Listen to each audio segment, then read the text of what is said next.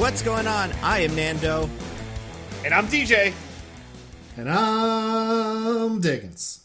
And this is Mostly Nitpicking, a podcast where every week we pick apart a piece of pop culture by looking exclusively at the details. Woohoo! Woohoo! Yeah. This week, we are back to our old reliable, the podcast. I don't know, I'm going to call it like a punching bag, because that's not quite what it is. But it's like every time we got a little time to kill. Let's see another Twilight movie. Let's see how the next one holds up. Maybe the next one will be our one. Yeah, now that Fast and Furious is over, this is our fallback. Exactly, yeah. There's a couple of sense. franchises like that. Fast and Furious, Harry Potter, and Fantastic Whatever, and then this. And like, obviously we're out of those first two. So, yeah, we're going to be out of this pretty soon as well. Although, I haven't seen... I'm surprised they haven't made a sequel to this yet, or some sidequel. You know? Yeah. Well, it's called 50 Shades of Grey. Yeah, that's true. That's why. All the energy went into that. Mm-hmm. Yeah. I think this episode is getting... there's some 50 Shades of Grey, like, things I recognize. I'm like, oh yeah, that's kind of in the other one, you know? Yeah. Isn't that interesting? It is interesting. It's very... Right, like the hardcore bondage.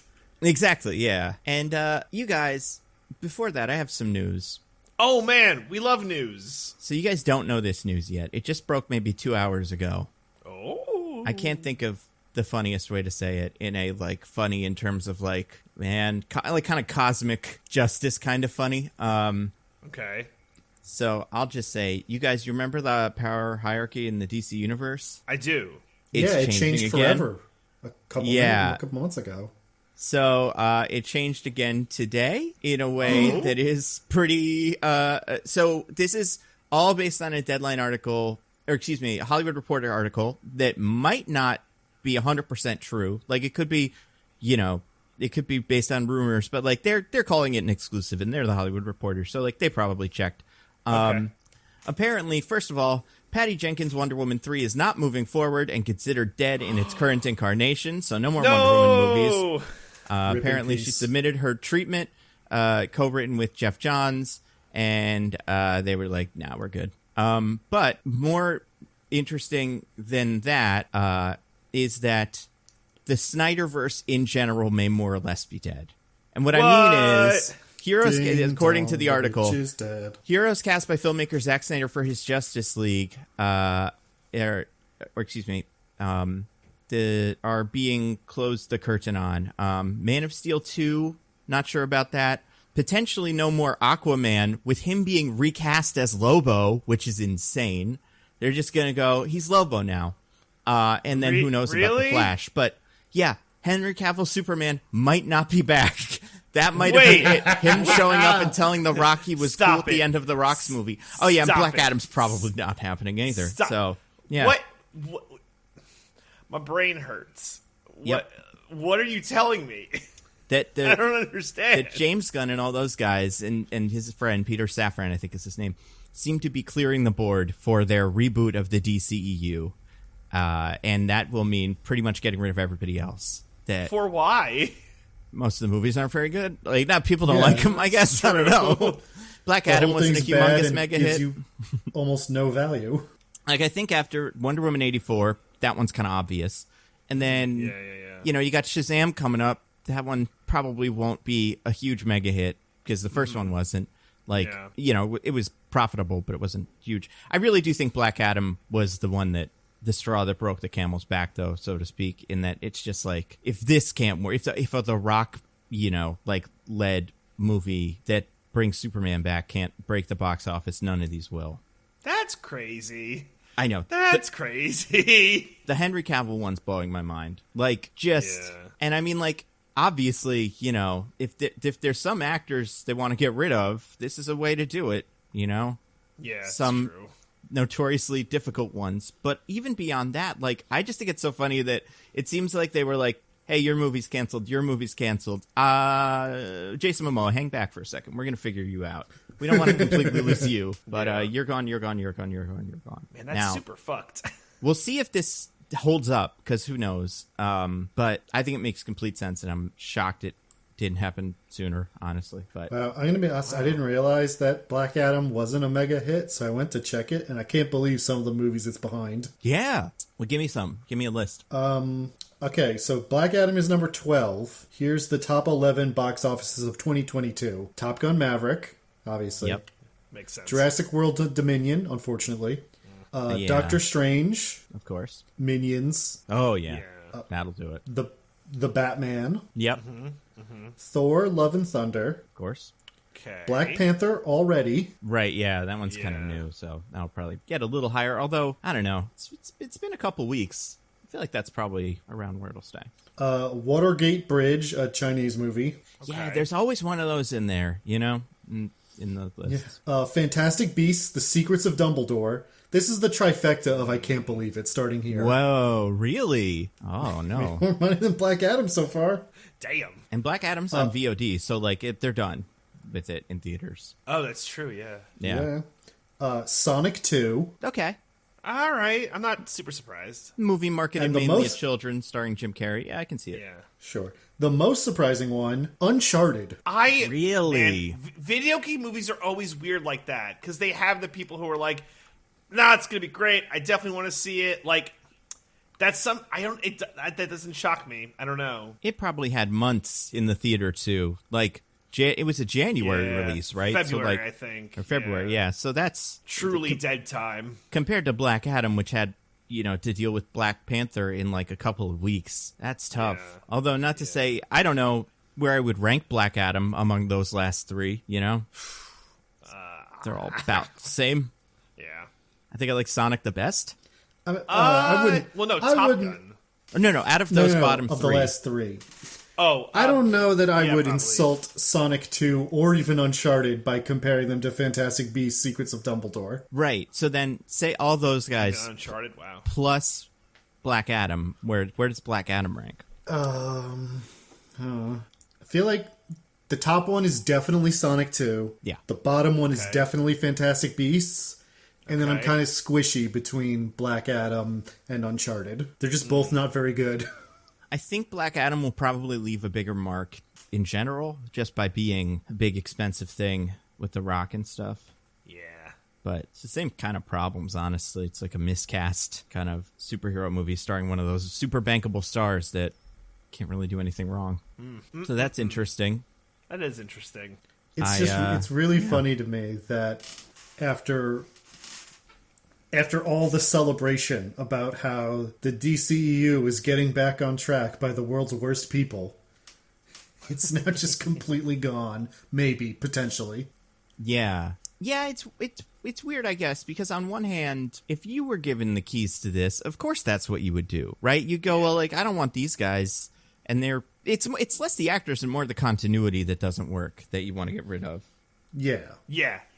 But, like, you could keep the actors and blow up the continuity. I mean, but then at that point, it's like, all right, well, who are we keeping? Gal Gadot. I think we could also take a shot at recasting her. Like, you know, she's not Robert Downey Jr. Iron Man, kind of like who can, or even like, you know, Chadwick Boseman, Black Panther, Right. where it's like no one can take that role up. I could see people doing it. Gina Carano is free. She's done with that Hunter Biden movie or whatever. Yeah. Well, James Gunn was also canceled, so perhaps he will That's reach true. out. It's true. Matt Taibbi's writing the next Hunter Biden movie. It's going to be pretty cool. Can't wait. Yeah. I can't wait for the day that we truly have no ideas and decide to break the glass on the Hunter Biden movie. That will be bad. Is it out? Yeah, it's been out for I a haven't while. heard anything about it. Do people hate it? Is it boring? What's the jury?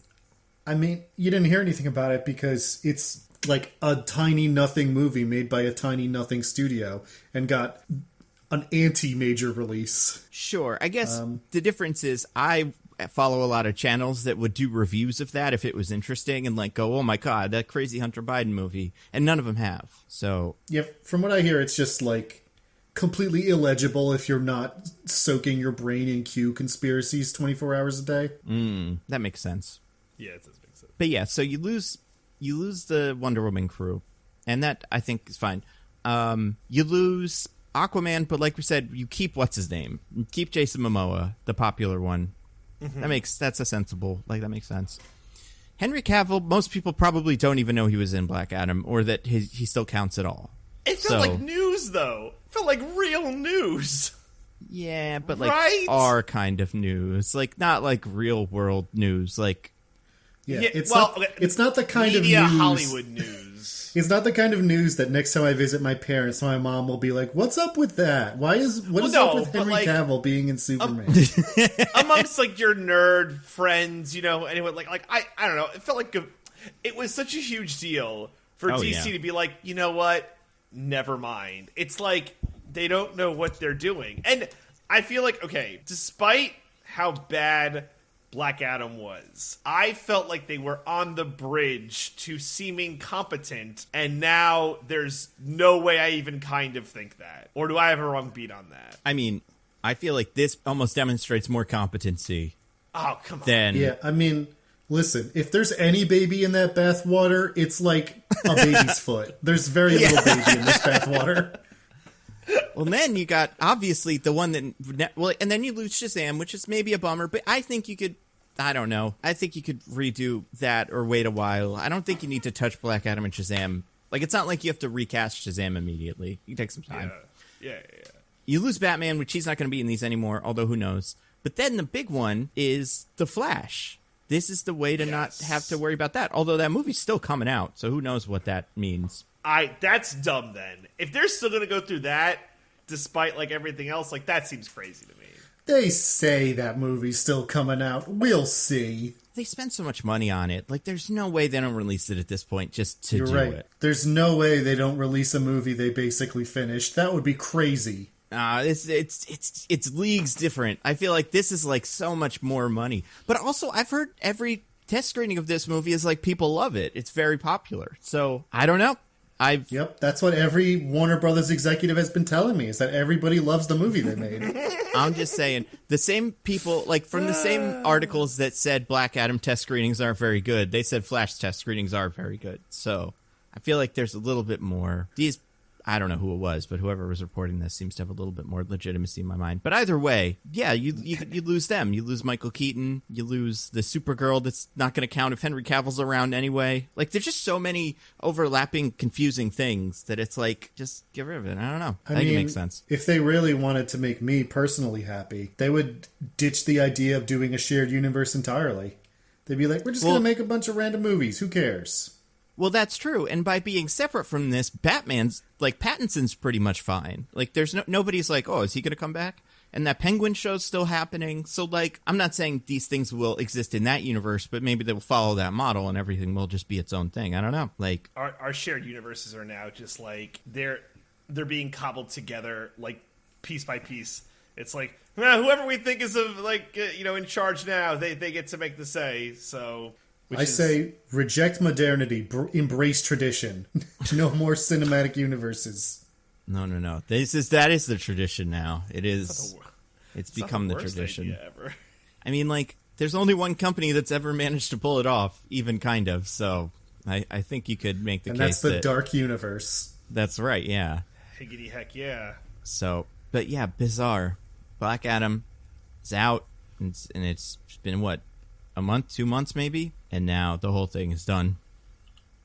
It's insane. I fucking love it. Oh, it's so silly. I don't know. I think they could have turned this into something good, but I also think if James Gunn has any idea that he's no, I want to start fresh, that's probably better, Oh, yeah. And also, the other thing is, this is very in line with DC Comics, just constantly rebooting the universe every, 10 years because they forgot or got bored. So, that's, this is their New 52 moment or their rebirth moment or crisis moment. Yeah, it happens so often that it only makes sense to do it. It's harder with movies when you have, it sounds dumb, but, besides, characters on a, piece of paper, it's actors you could point to, and it's I don't know, it feels like if I can't make a good comic analogy, I'm going to fail trying, but if it's if a Superman's cousin, I can't even make a good analogy, but if Superman's cousin came, it's I'm Superman's cousin and I'm here to change everything, and it's Crisis on Infinite Earths, oh, it's all gone, or Flashpoint, it's all gone. It's it's a big deal, and then we're just fucking no. canceled. I mean, you kind of described Crisis on Infinite Earths, honestly. That's the famous picture of Superman holding his dead cousin. But I know what you mean, is that, like, this reset doesn't quite, like... And the problem is you have to make movies 2 years ahead. So, like, by the time you decide to cancel the whole thing, you still have a year and a half of movies left that either you have to throw away. Like, they're filming the Blue Beetle movie probably today. So what to do with that, you know? Well, that's... Do you just change all the lines? I feel like the Blue Beetle movie probably doesn't share a lot of connective tissue with the universe. So you could just release it and be like, this is in the new universe, and not even actually change anything at all. Other than the post-credit scene where Amanda Waller shows up and is like, I'm going to need Superman to talk to this Blue Beetle. And Superman's like, hello, Blue Beetle, I'm Superman. Yeah. No one's made the guys in the... I don't even know. What were they? Who's in charge of that universe? Where did they live, in Antarctica or something? No one's made the Antarctica guys this worried since Black Adam, who was technically cooler and stronger than you, but still, you're the second most one of those in a while. I would just like to say that we are in the what 10th-ish year of the DC. Yeah, 2013 is Man of Steel. So sure, we're approaching our 10th year of this, and they cannot get it right. Meanwhile, upcoming March or April, whatever, we're getting Ant-Man's 3rd movie. And none of them have been good. Yeah, they just can get it right. I'm just saying that you're getting a 4th tier Marvel superhero, their 3rd movie, and DC's having to reset the whole thing. It's just wild how different they are. The correct version of that sentence is, it's crazy that we're in the 10th year of the DCEU, and they just can't get it right. Whereas, in May of next year, Rocket Raccoon is finally going to reunite with his otter girlfriend that we've never seen but heard about a couple of times. We've gotten that far into the universe that the Guardians of the Galaxy, deep-cut characters have to hit the surface because we've used all the rest. And, that... Cosmo the Superdog finally gets a speaking role. It's insane. Oh my god. But yeah, I love it. I'm excited for those things that we just said, and I trust Suicide Squad's my favorite one of these, probably of the DC ones. So more of that. Whatever James Gunn you think is right, you're probably right. So it's gonna be good. And it's so great, man. Yeah, it's so great. So. Speaking of, there's vampires in DC, right? Have we ever met one? No. Who's the Morbius equivalent on the DC side? Constantine, kind of. He would deal with vampires. There's probably a vampire hunter. Its name I can't remember, but I'm pretty sure DC just has straight up. I mean, Marvel does too, but DC just has straight up Dracula. Well, yeah. There's a Van Helsing. There's a couple of Van Helsing descendants that are kicking around in most comics. I think. There's a guy named Hannibal Caine who's and that's a Marvel guy, but let's see. DC Vampire Hunter. I should know this. I bet. But yeah, I would expect Constantine to do that. Okay. But only if the vampires are British. Yeah. Well, I guess Batman does sometimes too. Every so often, Batman will fight Dracula or whatever. So yeah, well, because he's a Batman. There's some overlap there. Yeah, that makes sense. He's got to get the copyright. It's like a protracted legal battle over who is the actual Batman. Mm-hmm. And there's werewolves for sure. Right? They've got to have a werewolf man. But are those werewolves by night? Are these werewolves? I guess these guys aren't werewolves. They're what are the? They're ones? condition lycanthropes or whatever. Shape changers. Yeah. I guess are they skinwalkers? Is that what this is in the universe? No, that's a different thing, which would have been wildly insensitive if they called them that. I mean, I know it's a thing that I've heard before, and I feel like there have been movies that have done that as kind of a twist on werewolves. I want to say they made one not too long ago. Yeah, 2006. So a skinwalker is a Navajo concept. It's kind of like a very evil being in their religion, and also they don't like it when people who aren't Navajo talk about them. So it's kind of rude to use them in fiction. I'm sure the movie did it justice. Did a very sensitive job. And 2006's James Isaacs, one of those, was probably good. He directed Jason X. Anyway, Vampire 3. What is this one called? Twilight Eclipse. We're doing that one. The Twilight Saga Eclipse. Ugh. Yeah. I mean, listen, this one's kind of a saga. This feels the movie. Like more than the Fast Saga, where they're just like, what do we call? We're going to keep making these. We need to give it a name. This one felt like they were like, this is a, this is a story we're telling over 5 movies, but will be done after 5. Sure. I don't know. Yeah, in the sense that the plot of this movie makes even less sense if you haven't seen the other 2. That's right. And I mean, we'll get to it. I think some of the bits of them work as movies better than other bits. But let's talk about it. Twilight Saga: Eclipse came out. We did it. How many of these? There's 5 of them, and we've done 3 so far. So we're almost at the end. Yeah, so and the last 2 are... Are we going to do that as 1 episode or 2 episodes? Yeah, there's part 1 and part 2. They Hunger Games Harry Pottered it. Yeah. But there's truly nothing in that part 1. It is like, well, we can figure it out. Whatever makes sense. Oh no, having to talk about a Twilight movie where nothing happens? How will we ever figure a problem like that out? Yeah, great point. Well, the trouble with it, I guess, is like, we've done this 3 times, like you said, with those ones, and I think the Divergents also split up their finale. And what always ends up happening is all the exciting stuff's in the second one, and the first one's all just boring setup. So I'm sure that's what this will be. But heck yeah. The problem I'm not is expecting that the exciting stuff to be all that exciting either. Every time they did one of those, it wasn't that they made 2 movies. It's that they made one big movie and put it into 2 parts. So you watch one movie and you're like, that wasn't a movie. And then you watch the second one and you're like, that wasn't a movie either. Yeah, that's exactly right. Wait, how did I not watch a movie? Well, it turns out when you watch a movie in 2 halves years apart, you didn't watch a movie at all. It feels like to you. Except Avengers.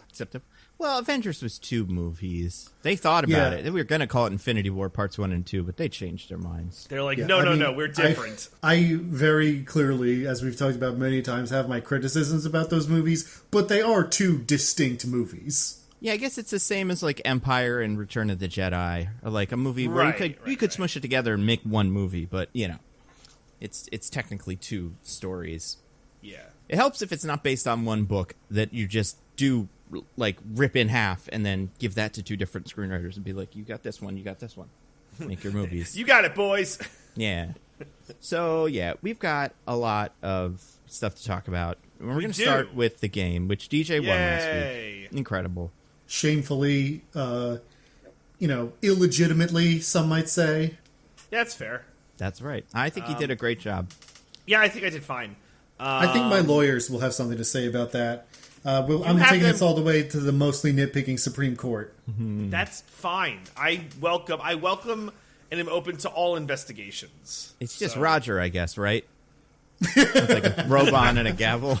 You gotta mail him a robe and a gavel. He is he's a the lawyer. He's the only person who listens to this podcast that we know is a lawyer. Yeah. That's true. Although I think it's patent law, so I don't think that helps us. Well, he's still Patent the Oswalt highest law? legal authority we have. Yeah, that's fair. But you guys, The highest court in the land. Yeah, so we have a IMDb thing that I'm going to talk about. great. Yeah. Okay, so every week we do the IMDb business spelling bee where we have to 2 of us have to guess the IMDb summary from IMDb.com, and it's actually crazy how they get the summary. So a long time ago, there were vampires and werewolves, and they didn't get along. It was like, wow, I hate you, vampire. It's like, yeah, you suck, werewolf. And The werewolves should have been the ones who said you suck. That would have been so much more funny. Oh, son of a bitch. Pretend I said it the funny way and not the bad way. So, and then the vampires could have said to the werewolves, you bite. You want to do this? Because you're so good at it. No, please, continue. So, there's this one vampire, and he's like, I'm going to kill every single werewolf, and there's nothing you can do about it. And, like, the werewolves try and stop him, but the vampire's, like, so good. But there's this one werewolf, and what they do is, to distract the vampire, they start just telling a summary of events that have been happening over the course of time in, like, a very intricate way. And the vampire is like, oh, my gosh, werewolf, that's so interesting and insightful and detailed. That's, like, really cool. And then the vampire's so distracted, the other werewolf's just like, kill the vampire, and just, like, totally mess him up. And then what the werewolves do is they're like, because they were saved, they write down everything that the one lady from the tribe said to distract the vampire, and they're like, oh, we're gonna keep these events down. And then over the years, anytime they see a movie, they write down the summary and then they send it to imdb.com. So this clan of werewolf people, because of their great storytelling, became like the official IMDb story writers for all time. Wow. Also, they're werewolves. That's cool. So, yeah, right? Yeah, I like it when things are werewolves. Yeah, I like it when things are vampires. Right? Whoa, Diggins. I mean, how crazy is it, by the way, that we did it this week, and this is the week that a candidate for Senate in the United States had a big old speech about whether vampires or werewolves are coolest. I forgot about that. Yeah, he had a lot of things to say about it. He has a lot of opinions. Man. He's probably Team Edward, right? He used to be, but now he's Team Jacob. You know? Oh, okay. Because werewolves can kill a vampire, as we know. Right. And that makes them cooler. That makes sense. Although in his description, you're like, I don't think he likes either of them, though. But he really does. He seems to. I wish more politicians did this. Just like went on weird little tangents about like a movie they saw, because it makes them so much more likable, honestly. Like, you mean like when Jeb talked about killing baby Hitler? Sure, yeah, that's about the same. And I like that about him. It's the coolest thing he's ever done. Big energy. Yeah. But yeah. So yeah, Nando and Diggins have to guess the IMDb summary that the werewolves tribes people, passed down through the generations. So yeah. Cool. Okay. Who goes first? I get to choose because I had my victory stolen from me by deep state colluders. Mm-hmm. That's true. That's super true. Mm-hmm. And I am going to have Nando go first because I don't know what I'm going to say. Yeah, I'm having a hard time with this one in my head. Let's see. All right. So the IMDb werewolves and vampires probably, I feel like they would focus on two things, right? So it's got to be as Bella's relationship with Edward, I don't know what the word is here, deepens, a new threat, an old threat, it's called old threat, resurfaces that forces, hold on. Yeah, I'm going to say that's what it is. An old threat resurfaces that forces the werewolves and vampires to join sides to protect Bella. And they're not using the word Bella twice in the summary. We're in trouble. But yeah, that's what I said. All right, Diggins. While an army of newborn vampires descends on the town, Bella must choose between her old human life with Jacob or a new vampire life with Edward. Diggins nailed it. Yeah, that makes sense. He, truly crushed it. Must choose between is probably what it is. That was it. But they don't, if you can believe it, they don't talk about the fight as much. So let me give it to you. Well, it's truly so little of the movie. All right, so here it is. It is, as a string of mysterious killings grip Seattle, Bella, whose high school graduation is fast approaching, weird that they put that in there, is forced to choose between her love for vampire Edward and her friendship with werewolf Jacob. Interesting. I think it's weird that they put that graduation in there. Such a weird clause to include. And the school stuff stops mattering after movie one. Like, she might as well not go to school anymore. Like, she's that age, I guess that's important information to give us, but yeah, it's a, that is weird that they do that. So, Diggins, are you happy you won for once? Are you satisfied? I'm glad that the deep state finally realized that if they kept stealing from me, the people would rise up against them. And they had to at least pretend that there was democratic legitimacy in this system. We're doing a podsurrection. That's not good. We don't do those. Oh, no! Yeah. No! Well, maybe we do. I don't know. Well, there's no need because I won. Right, that's right. As long as you get to win every couple of them. It's like how they need to give America the World Cup every 10 World Cups. Just so we care about it, you know? Like, they're not going to do that. But, like, I feel like that's what you should do just to placate them. You say that, Nando, but we win the Women's World Cup almost every time, and we still don't care about that. Right? Yeah, it's such a fucking shame. That's that's just how it is. That's the problem. We win it so much that we don't care. It's got to be one or the other. You have to starve us. Like, we feast or famine. Both don't work. But, yeah, so... You have to describe this movie, Nando. Here's my big problem with this movie, describing this movie, and I'm going to try. Okay. I still don't completely understand Victoria's role in the whole thing, and why. I understand what she's doing and like how it factors into this movie, but what I don't understand is why we care. Anyway, all right, so is she bad? Like, yeah, right. Like, bad. So the movie starts with the wonderful cool Bella is doing a she's like you're saying about to graduate from high school. And she's in love with her boyfriend vampire, Edward. Now, I can't remember. It's been a little while. But they're, like, more or less publicly together. And everyone's kind of cool. They, like, hang out at the lunch table and stuff. Yeah. And, if they're publicly together, he's not publicly a vampire. Right. Oh, yeah. But, like, yeah, she's eating lunch with, like, her old friends and the vampires at one point. And I'm like, oh, is this new? This feels new. But either way. And they're still in it, too. Anna Kendrick's still here, kind of. But anyway. Yeah, she is. Yeah. She's, so she's gonna graduate, and she's in love with Jacob, and Jacob's like, marry me, Bella. And she's like, no. And that's pretty funny to me. And it happens very early in the movie. Because she doesn't want to get married to Jacob. She wants to become a vampire. And she'll take married with Jacob, or Edward, excuse me. Yeah. She'll take married to Edward if that comes with the vampire thing, it seems like. But that is her main goal. And Edward is like, no, you don't want to do that. It sucks.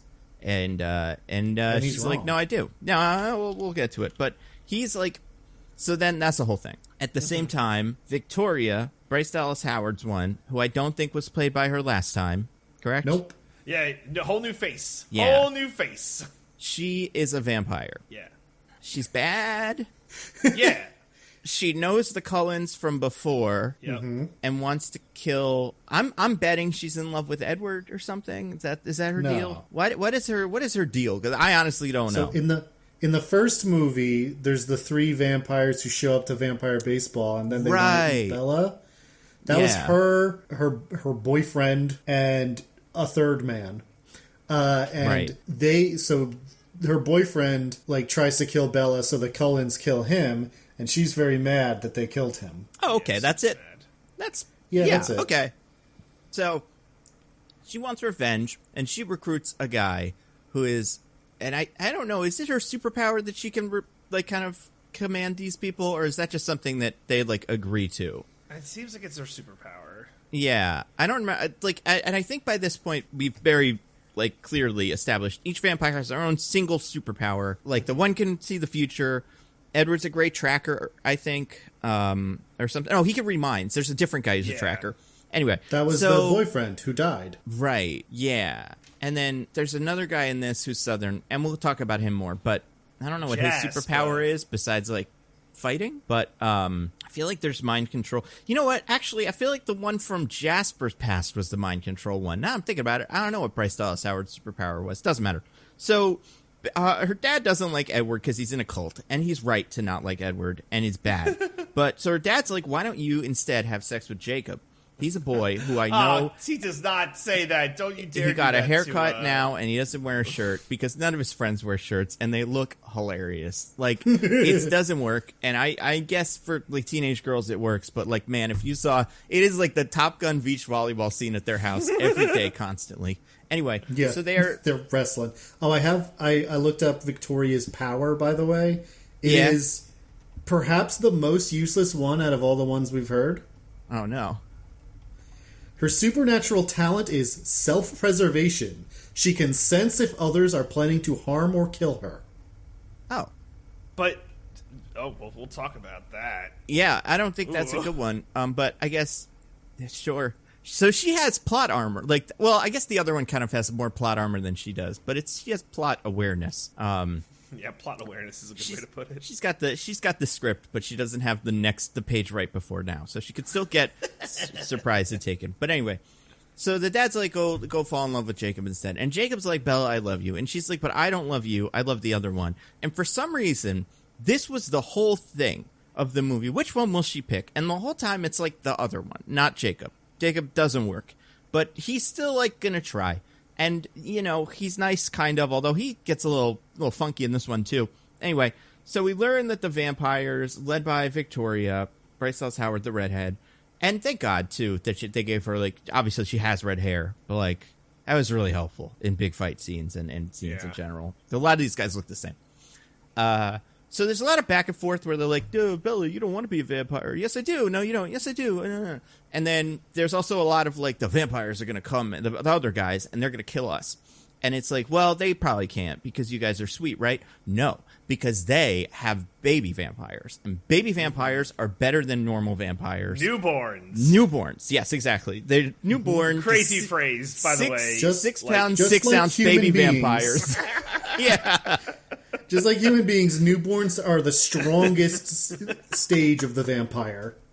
So an army of infant vampires, swaddled in rags and tatters, are going to go and kill all the Washington guys, which are our main guys. And they're like, oh no, we can't beat them. The southern one specifically is like, I can help you guys get ready, but it's still going to suck. So they go, well, let's have Jacob help. And Jacob's like, I love Bella. And they're like, we know, and we're going to ignore it for as long as we can, but we do need you guys to help because they've got a whole thing where you can't cross their side of the river or they attack you. And we do know werewolves be vampires, according to Herschel Walker and most vampire fiction. So then there's that happens. There's a lot of back and forth with it. But sure. Like, it's wrong, but is it, though? I feel like, you know, it comes up a lot that, like, a werewolf can kill a vampire. Is that not true? I mean, yeah. I mean, in theory, but vampires are so cool and strong that no mangy werewolf would ever beat one. That's fair.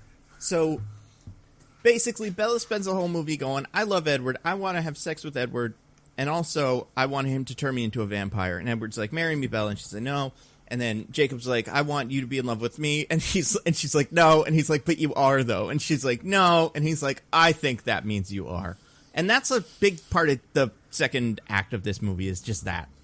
The vampires show up eventually, the ones that are bad, with all their little teeny tiny toddler vampires, and they have a big fight where most of their heads get ripped off and they lose. While all this is going on, the Italians are hanging out, and they're bad. They're, like, really mean, and they got little cloaks, and it's the girl from the Cat in the Hat movies back, and they are like, oh, we got to do something about this. And also the main vampires are like, we got to watch out because the Italians might mess this all up, and they'll be mad because of our treaty that we made with the werewolves, because we don't usually do that.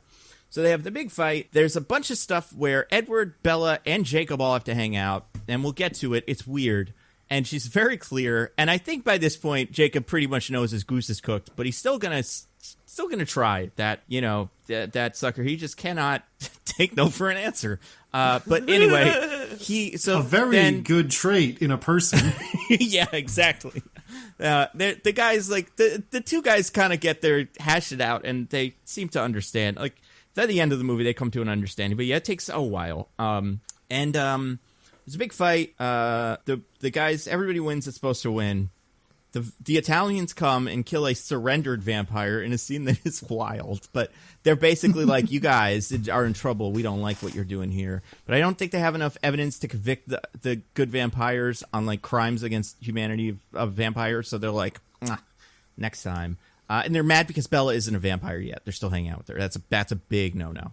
So then you can't do it, even though, like, I don't know. I feel like that's got to be, don't you? Isn't that part of it? You want one human around to do human stuff. That's like Vampire 101. You got to have your familiar, your Renfield. Anyway, like, they could just put her, dress her up in, like, an old cloak and give her, like, a hunchback. And that's our guy.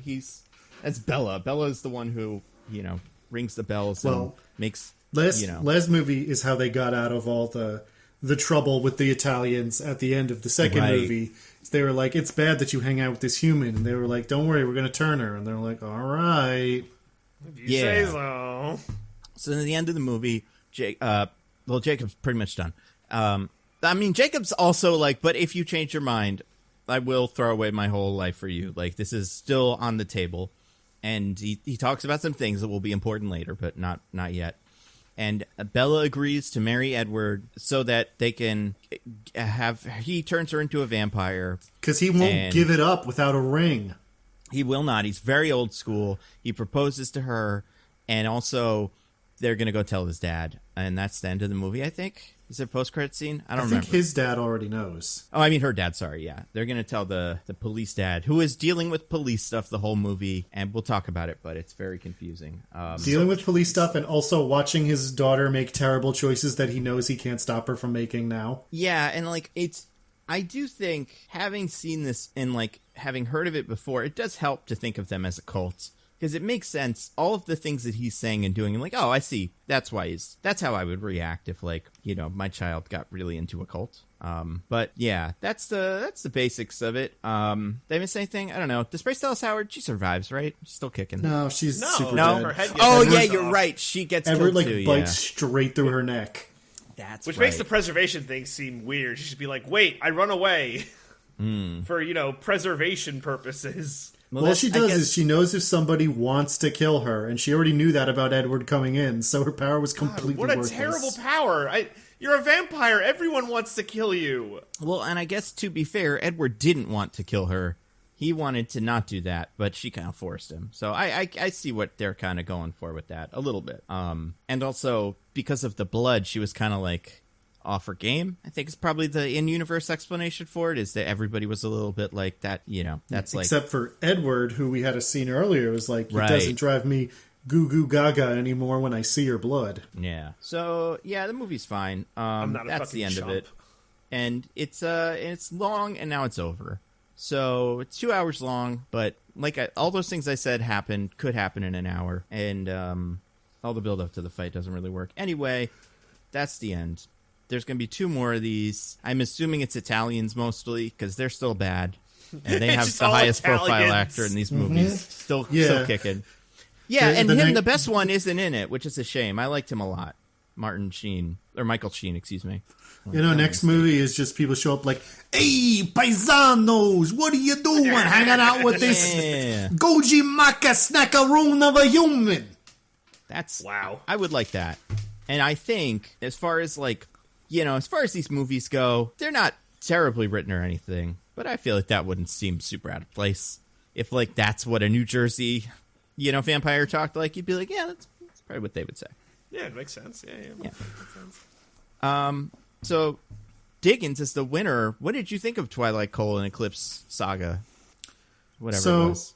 I think I've realized at this point that all of these Twilight movies follow the same basic structure, more or less. Which is, one, we are hinted or told that something bad is coming or nearby. 2, nothing happens for an hour and a half.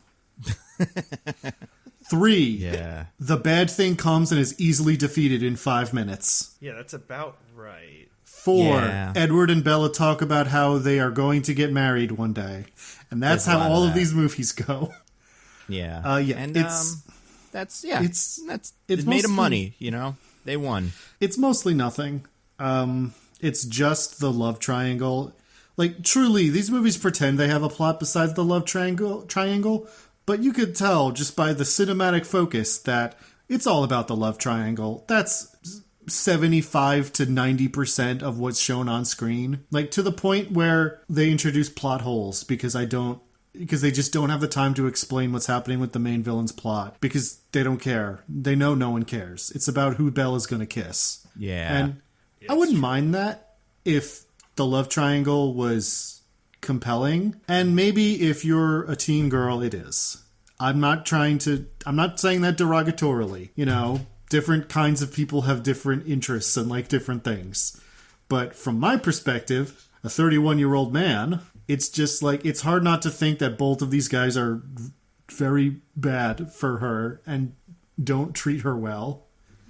And also they have neither of them have very good chemistry with her, which is insane because we know that at minimum, Kristen Stewart and Robert Pattinson are great actors. Yep. And they were dating in real life at this point, right? Yeah, I think this was before Snow White and the Huntsman. Yeah. So should have been good. Should have worked. Yeah, I don't know. So it doesn't work. It surprises me the degree to which all of the things people said about it when I was a teen and they were coming out about how, like, the relationships in them are very bad. I was like, probably people are exaggerating that a little bit, you know, once I became an adult and thought about it. And, like, no, maybe a tiny bit, but not really. They're pretty bad. They are pretty bad. Yeah, that is kind of the funny part of it, is, like, on one hand, I really tried with these not to hate them, because I'm like, well, it's not for me and stuff. But also, it's definitely doesn't seem like the best version of what it's going for either. Like, there is a version of this I think that works, but yeah, doesn't quite get there. Yeah, I don't know. I guess I can see how the melodrama of it would draw in, again, people of a different demographic than me, but I don't think it's a particularly successful execution of the concept. What about you, Nando? What did you think? Yeah, like, I feel like it's got to be tough with this movie because everybody that's watching it, I would have to assume, has seen, like, knows what's going to happen. And, like, if you know those things, it's not exciting. There's no tension. And if you don't, you're probably, like, that person doesn't exist. The person that went, I'm going to see these Twilight movies knowing nothing. So I guess the problem with it then is, like, this is the wheel spinning movie, and a lot of it, I guess I expected there to be more push and pull as someone who had seen the marketing for this movie when it came out. But there's really, like, pretty much none. It's just like she makes her choice pretty quickly, and everyone has different opinions about it. But, like, there it goes, and they, you know, do that, and it's, you know, it's a movie. I don't think, like, it's not the worst movie I've ever seen. It's probably not the worst one of these. I think I like it better than the last one. And I feel like the first one's kind of pretty contained in a way that makes it probably the best one of those, at, like, just being one movie. So this honestly might be the high point before what I'm expecting is a real low in the first part of the 2-part movie. I don't think any of the new characters are any good. No, that's not true. All the side characters in these movies are great. Everything going on between our main characters is pretty boring. Especially, and I was surprised by this, I think by this point, Robert Pattinson had learned how to act. And I think in these he's okay. He's not doing incredible work, but he's doing, like, about as good as you can expect with some of this work. And the other kid, what's his name? The Jacob boy? Taylor Lautner. Shark boy. Taylor Lautner, it's tough to put him against one of the, like, someone who is going to be one of the best living actors, and he's not quite, you know, there yet, but he's on his way. And he also just doesn't have the charisma for me to work. I think there's a version of this movie that works where, like, the Jason Momoa of Taylor Lautner's is the other guy, and you're like, woof, I don't know. But this Taylor Lautner just doesn't work as the romantic opposite. So I think that part of it surprised me the most, is how little all of the choice stuff matters. Otherwise, it's fine. I mean, I thought some of the fight scenes were, you know, okay. I don't know. I liked how they all ripped their heads off and stuff, and it made little, I guess some of the effects were kind of interesting. I don't know. They made some choices. No baseball in this one, so that obviously makes it worse than the first one. I like the Italians, and less of them than the last one too. So that's a knock against it. I don't know. It's not for me. But also, I feel like as a fan of these, this also probably wouldn't be my favorite if I was, like, a big fan. This would be the one where I'm like, all right, let's get to the part where Michael Sheen's cutting people's heads off, because that's what everybody's here for. That's it. Actually, just you wait. Yeah, that's a great question, actually, Nando. And DJ, perhaps you can answer this as you're married to one. What are the Twilight fans' relative opinions of each book/movie? So I wouldn't want to say without knowing, and maybe I'll come back the next time and I'll ask, but I do believe it is, like, it's like first book great, last book, I think it's like a descending slope, or like maybe it's a little up curve, like first great, second better, the third, fourth bad. But I can make that my homework to find out for the listeners what Michelle. Yes. Ask your wife a question. Really hard homework. I mean, Diggins, you continuously remind me of the classic American, what do you call it? The, like, hating your spouse industrial complex or whatever. That's right. Yeah. Mm-hmm. Yeah. So, the Disney adult T-shirt hate spouse thing. It goes far beyond Disney adults, Nando, you walk into any novelty store across this great land of ours, and you'll find lots of shirts about how it's like, my wife made me do this, or like, oh, I'm finally glad I get some time away from my wife. Or, oh, God, fellas, don't you hate it when your wife tells you to do stuff? It's funny because there's a subgenre of the shirts that's also that, but family. So, like, one of them, because I Googled it now, one of them says, like, apologies in advance for having to wait in line behind my family on the back of the shirt. There's one that said, let's get matching Disney shirts. Says no dad ever. So, like... What? Yeah, it seems like some of the dads are not even upset with the wives or the kids. They're upset with the whole Disney thing, which, like, I guess, not loving being there. But, like, buying a whole shirt for that at Disney World is, like... Who are you trying to impress, buddy? Yeah, right? Like, oh my weird. God. So, yeah, it'll be impossible to ask my wife a question, Diggins, obviously. Right, because you just can't stand to speak to her for more than, a couple words before the bile starts to rise in your throat. Well, no, Diggins. It's even worse than that because I'm a dumb male. She hates me more than anything else. So, like, how could I possibly even hope to... find a way to be competent because I'm such an idiot guy. Right, that's right. true. You sit on that's the recliner and she gives you beers and you burp at her and stuff. Yeah. Mm-hmm. Yeah. And then, I forgot. I apologize, DJ. I misrepresented you. The thing that makes the bile rise in your throat is the thought of kissing your wife because you hate kissing. Right. So much. That's exactly. That's right, yeah. Anyway, what were we talking about? Oh, yeah, DJ, did you like this one? Did we talk about that? We should, I guess. Did I like this one? No, I think it's not good. I also think, I don't know, it's like, it's very unfortunate that, like, it's like, oh, we have the epic showdown between these newborns and vampires and werewolves are teaming up to take down the newborns, and oh my god, all this crazy shit's happening. And, like, I mean, we're going to talk about it, but it's like, we just have to not watch that. We have to watch, like, whatever Bella's doing. It's just whatever fucking Bella's doing. That's the most important fucking thing. And it's quite frustrating. Yeah, because it's like fucking nonsense. So yeah, I don't love that. But yeah, I did not like this movie. So yeah, That's a shame.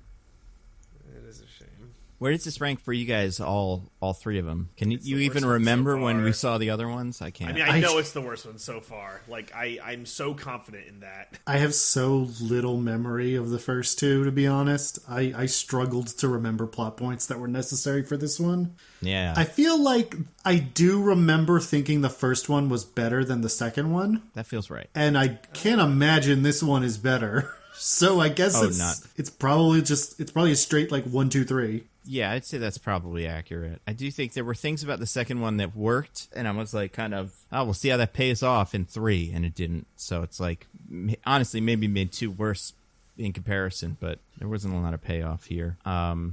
What did you guys think? What did you think of the actors in general here? Are they good? I don't know, because like Kristen Stewart's just doing her bleh thing. Like Robert Pattinson is good, and then like who's the dad again? I don't know. Dad? He's like a guy, isn't he? Oh, yeah, like he's a famous male. actor? Am I confusing him with someone? I mean, I don't know. I don't recognize that guy from anything, but maybe he's Charlie from Swan. You don't know Charlie Swan? Oh, Charlie Wait, no. Swan. Oh no, hold on. That's the actual. That's his name character's of him. name. Billy God Burke damn it. is the actor's name. Yeah, I don't know who that is. We did it. What's he from? Drive Angry. I'm That's a looking it movie up. Diggins has seen. Oh, it is a movie I've seen. Drive Angry rules. We should do Drive Angry one day. We should do Drive Angry one day. Or did you You guys don't already love- do it? No, we haven't done it. No. You didn't love. Hey, he's James Gordon in Batman: The Long Halloween Part 1 and 2. He is. He's in The Most Dangerous Game. Oh my god! How do you not know who this guy is? Now I do. He's the southern one with the knife and the cowboy hat who tries to stab him in the airport or whatever, or metro station. Remember that guy? Oh my god! I'm pretty sure he explodes in that big scene with all the rest of them. Yeah. And they're at the big chemical plant or whatever. Oh my god. Well, this is the most exciting thing about. I would have loved this information before while I was watching the movie. I'm very sorry. Yeah. I can't apologize enough. So you liked him. He was pretty good. I'm a huge fan of it. I mean, I do like how he reacts to all this, which is like, he's not a mean dad, but he's also like, this is stupid and this cult is weird. Like, I don't like any of this. He fucking gets it. I'm with him there. Yeah. Yeah, he's like, do you think maybe you should spend some of your time with people besides your high school boyfriend? Yeah. Yeah, and like, even if it wasn't, even if Edward wasn't in a weird cult, it would still be reasonable for her dad to be like, hey kid, listen, you're in a very formative time of your life, and you love your boyfriend, I'm sure, and I'm not trying to tell you not to spend time with him, but you should try to develop interests and personality outside of him, because, you know, it's good to be your own person. Well, that, and we see a lot of her, like, I feel like in the movies, there's a lot of them fighting and stuff, and the dad's like, oh god, this fucking Edward kid. Like, I understand totally why Edward, the dad just might not like him, and so that factoring into the cult stuff, factoring into like how much Bella is already kind of isolated from everybody, it's like, man, this guy's bad news. He might, you know, steal her or something. Like, he's a bad person, and he is a bad person. Yeah, how does that math work out? How's he a bad person? Edward is a bad person. He's a vampire. He doesn't have a soul. That comes up in this movie. I don't think they framed them as like he's a bad person. I think he's a bad person. Oh, the movie doesn't. The series doesn't frame him as a bad person, but Nando's right. He is. He's a bad person. He's a 100-year-old man dating a high schooler, so that's more than enough for me. I mean, also, he's the body of an 18-year-old, I guess, but that doesn't count. He's also very manipulative. Yeah, I don't like him. I do think over the course of these movies, he gets a little bit more bearable, and like he does things like he has like good instincts later on when she's like, I just want you to make me a vampire, and he's like, no, like that's what you would want the vampire boyfriend to say. But at the same time, it's like that doesn't. We had some rough moments in movies 1 and 2, so yeah, he's already I would want my vampire boyfriend to say yes, because being immortal objectively rules. No, it's bad. It's very bad. They all hate it. They all should hate it. I mean, they're not immortal either. I don't know why they always say this with vampires. You can rip their heads off and they die. Like, they're quite mortal. Hold on. There was a whole plot point, like, very important in the last movie, that Edward had to go to Italy to see the Volturi so they could kill him, because he couldn't die otherwise and didn't want to live without Bella. Yeah, but now we find out that he could have just ripped his own head off or something. A vampire can just be killed, like a normal person. And turn into glass or whatever. You don't even need to be killed by... Because for a second I was like, oh, maybe it's like, you know, the vampires are going to beat the other vampires up, and then the werewolves are going to do the final blow because they're the only ones that can do it. But no, yeah, vampires are breaking necks left and right in this movie, and it's working. So they're very good at it. Yeah, because otherwise, who gives a shit about any of these vampires that are coming to kill us? They can't. You know, that should be like... They're newborns. They're different. Yeah. But the idea that they're all immortal, it's like they have longer life, but they're definitely not immortal. But I don't know. The rules of this movie are bad. And I mean, this feels like it's a part of Edward's manipulativeness, where it's like, if you go with me and become a vampire, you can never see your family ever again. Why? Yeah. You don't get hurt in the sun. You don't have to eat people. You live off animal blood. She'll look young for a while, and maybe eventually she'll have to start explaining it, but... Yeah, they would know, right? Isn't that, like, really bad? Yeah, you go to public school. You can socialize with other people. It's not like that's something that can never see you again.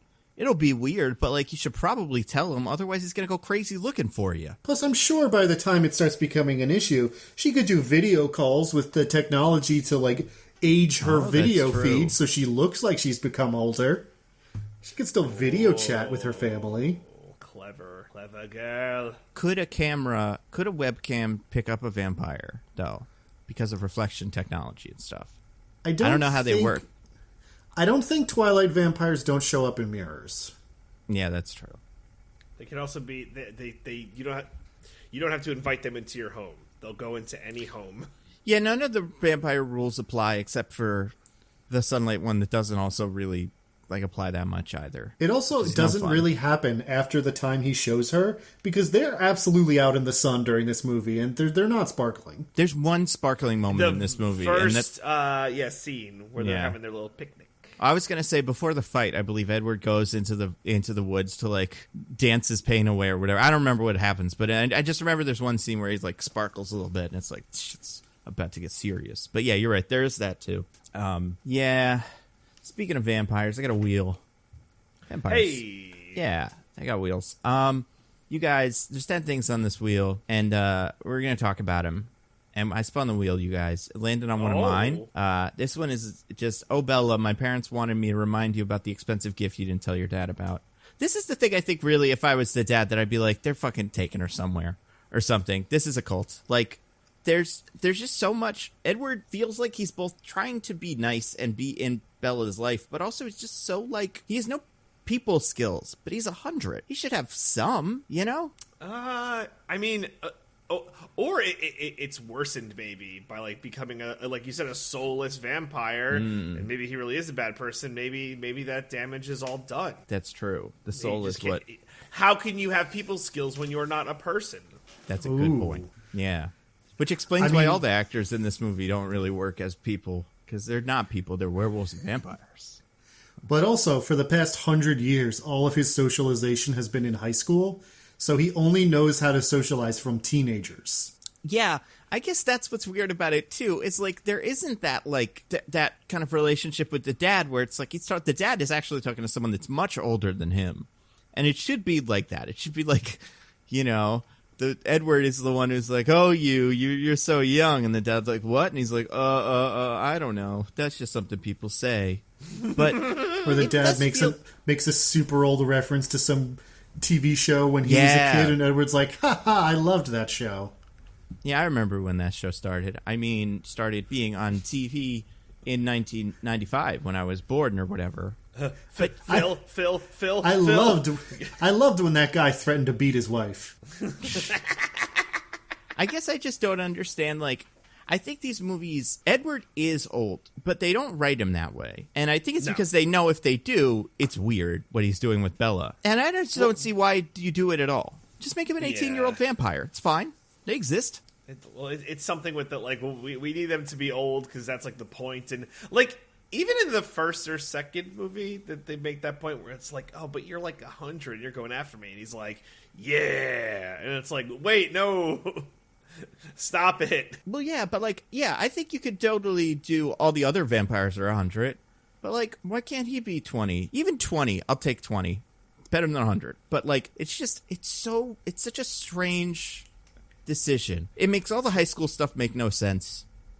And it makes this relationship bad. But well, good news, Nando. There's only about roughly 2 scenes of high school stuff in this one.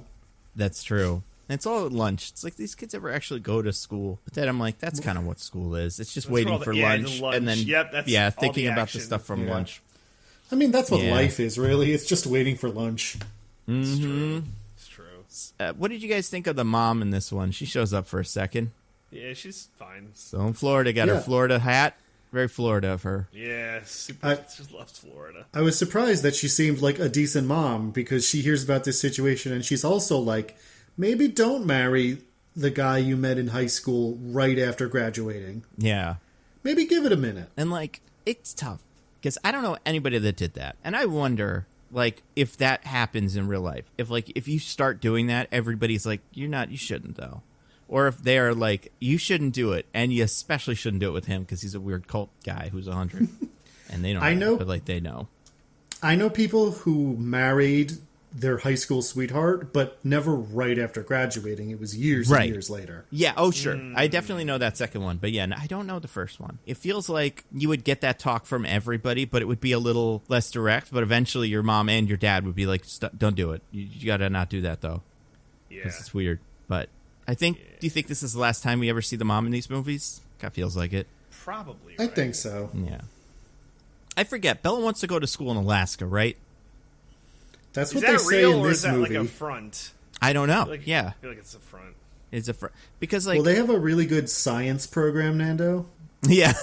So good. I mean, she does have interests. You know, what are her interests? Science, Robert Frost poems. Baseball sometimes. Baseball, and her shitty old car. Yeah, what happened to the car? She still has it. She's driving it in this one. That's good. It is good. Did she make the dirt bike in the second one, or is that was what's his name's dirt bike, right? That she was like borrowing. No, she did. She did like get that dirt bike or found it and fixed it up. He helped her fix it up. But I think she's not in her adrenaline chasing thrill seeker mode anymore. Right. So I imagine she just got rid of it. But that makes her a good like kind of mechanic. That's a good job. Nice job. You're saying she has skills. Yeah, she has. You know what? For what probably would be an underwritten character, and to be fair, everybody else in these movies is. Like, I don't know what Edward likes besides Bella or Jacob, but like she has interests and traits and stuff. That's good. Yeah. You just can't like her entire like character in terms of how she was written is, oh no, I'm torn between Edward and Jacob, and I want to be a vampire.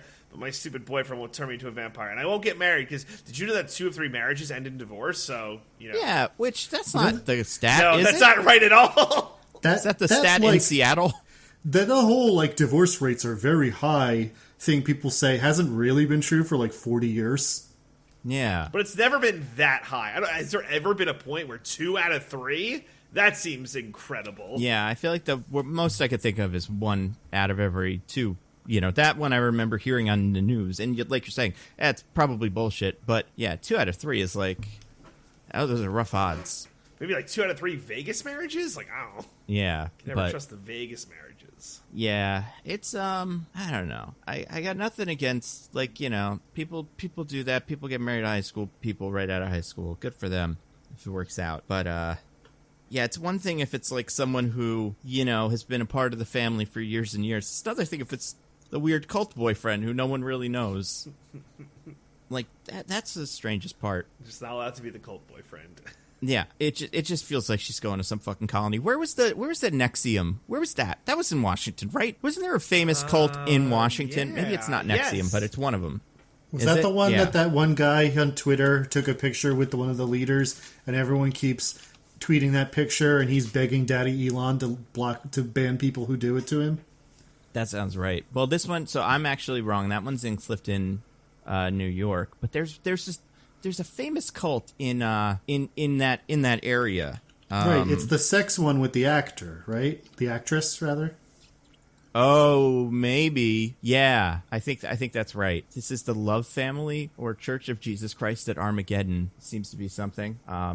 Yeah, Paul Erdman named himself Love Israel. So, yeah, you feel like you'd be really on your toes if you were in the Washington area and your kids started doing something that sounded kind of culty. Yeah, it's true. But I don't know. I don't watch those, but I hear about them secondhand because Hannah watches all of them. So I feel like I've got a good idea of where the cults are, but I don't know much about them. Nando knows what's up with all the cults. What would you say are the cult hotspots?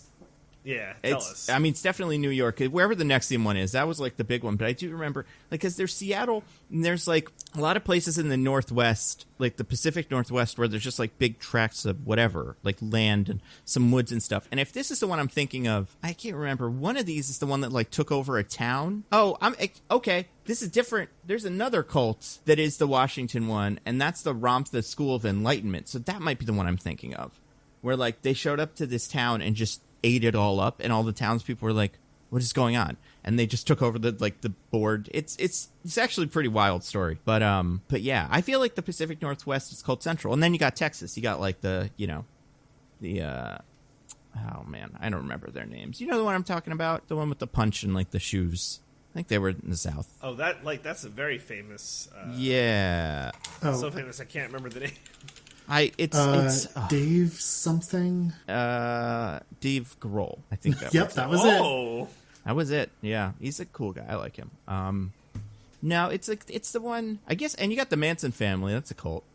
But I'm thinking Heaven's Gate. That's the one I'm thinking of. I think. Oh yeah. And that one is in. Oh, that's San Diego. So wait, Heaven's Gate. I was thinking of the Branch Davidians in Waco. Yeah, they're the one that did the Kool-Aid, right? I think so. Yeah, I think you're right. So Heaven's Gate is a different one, but that's another famous one that I've heard a lot about. And that one is also in the West. So it does seem like the West. And I mean, if you want to talk cults, you got Scientology too.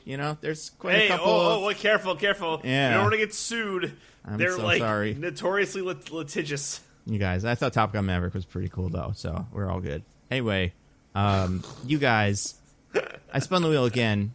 Speaking of Seattle, landed on another one of mine. It's a question. What do the people of Seattle think is going on? Does the reporter lady say, it's a string of, it's either a serial killer or,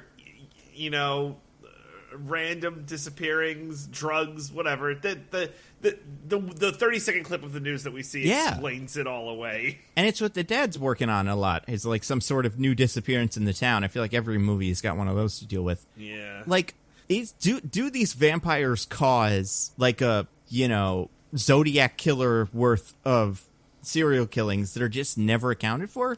Because no one finds out. It's true. And also, at one point, we cut back in on them, and in, the middle of a street, it's nighttime, but still in the middle of a street, they're, flipping over a car and going nuts. Yeah! It's like, nobody noticed this? I feel like there's a little bit of, in this movie, especially with Carlisle, a little bit of, maybe the town kind of knows, but they don't want to do anything about it. Not like they know, but they all go, something's up with them. But probably best we keep our noses out of it. But definitely not the news people. Someone, this would be that bit in Nope where just someone shows up, because it's people just went missing. The news wants to check. And, they didn't, that never happens. I mean, maybe that's in the end. Maybe in the end, the army gets involved and just, tries to find some of these people. Maybe there are vampire agents embedded deep in the American government, some sort of deep state, if you will, that suppress all vampire news and information, and also secretly control the government and stop great presidents who would save the world if they weren't stopped from doing all the cool things they said they would do. So they're saying Ted Cruz is both the Zodiac Killer and also covering up for the Northwestern vampire Zodiac Killer killings. Yep. Mm-hmm. I guess, they got to get their shit together then, because this is on the news. Everybody hears about it. They should start doing the cover-up part of the cover-up. They don't hear about vampires. They hear about random disturbances. Well, right. I feel like, who did this pretty well was fucking Stranger Things. The end of every season, just some guys show up, and the news is it looks like something exploded, whoopsie-doo, and the end. And, they need to do that in these. Maybe they will at the end, though. But, it's weird, because some of these vampires seem like they live in a church in Italy, and some of them are the town doctor. So that guy can't go missing, but he does sometimes.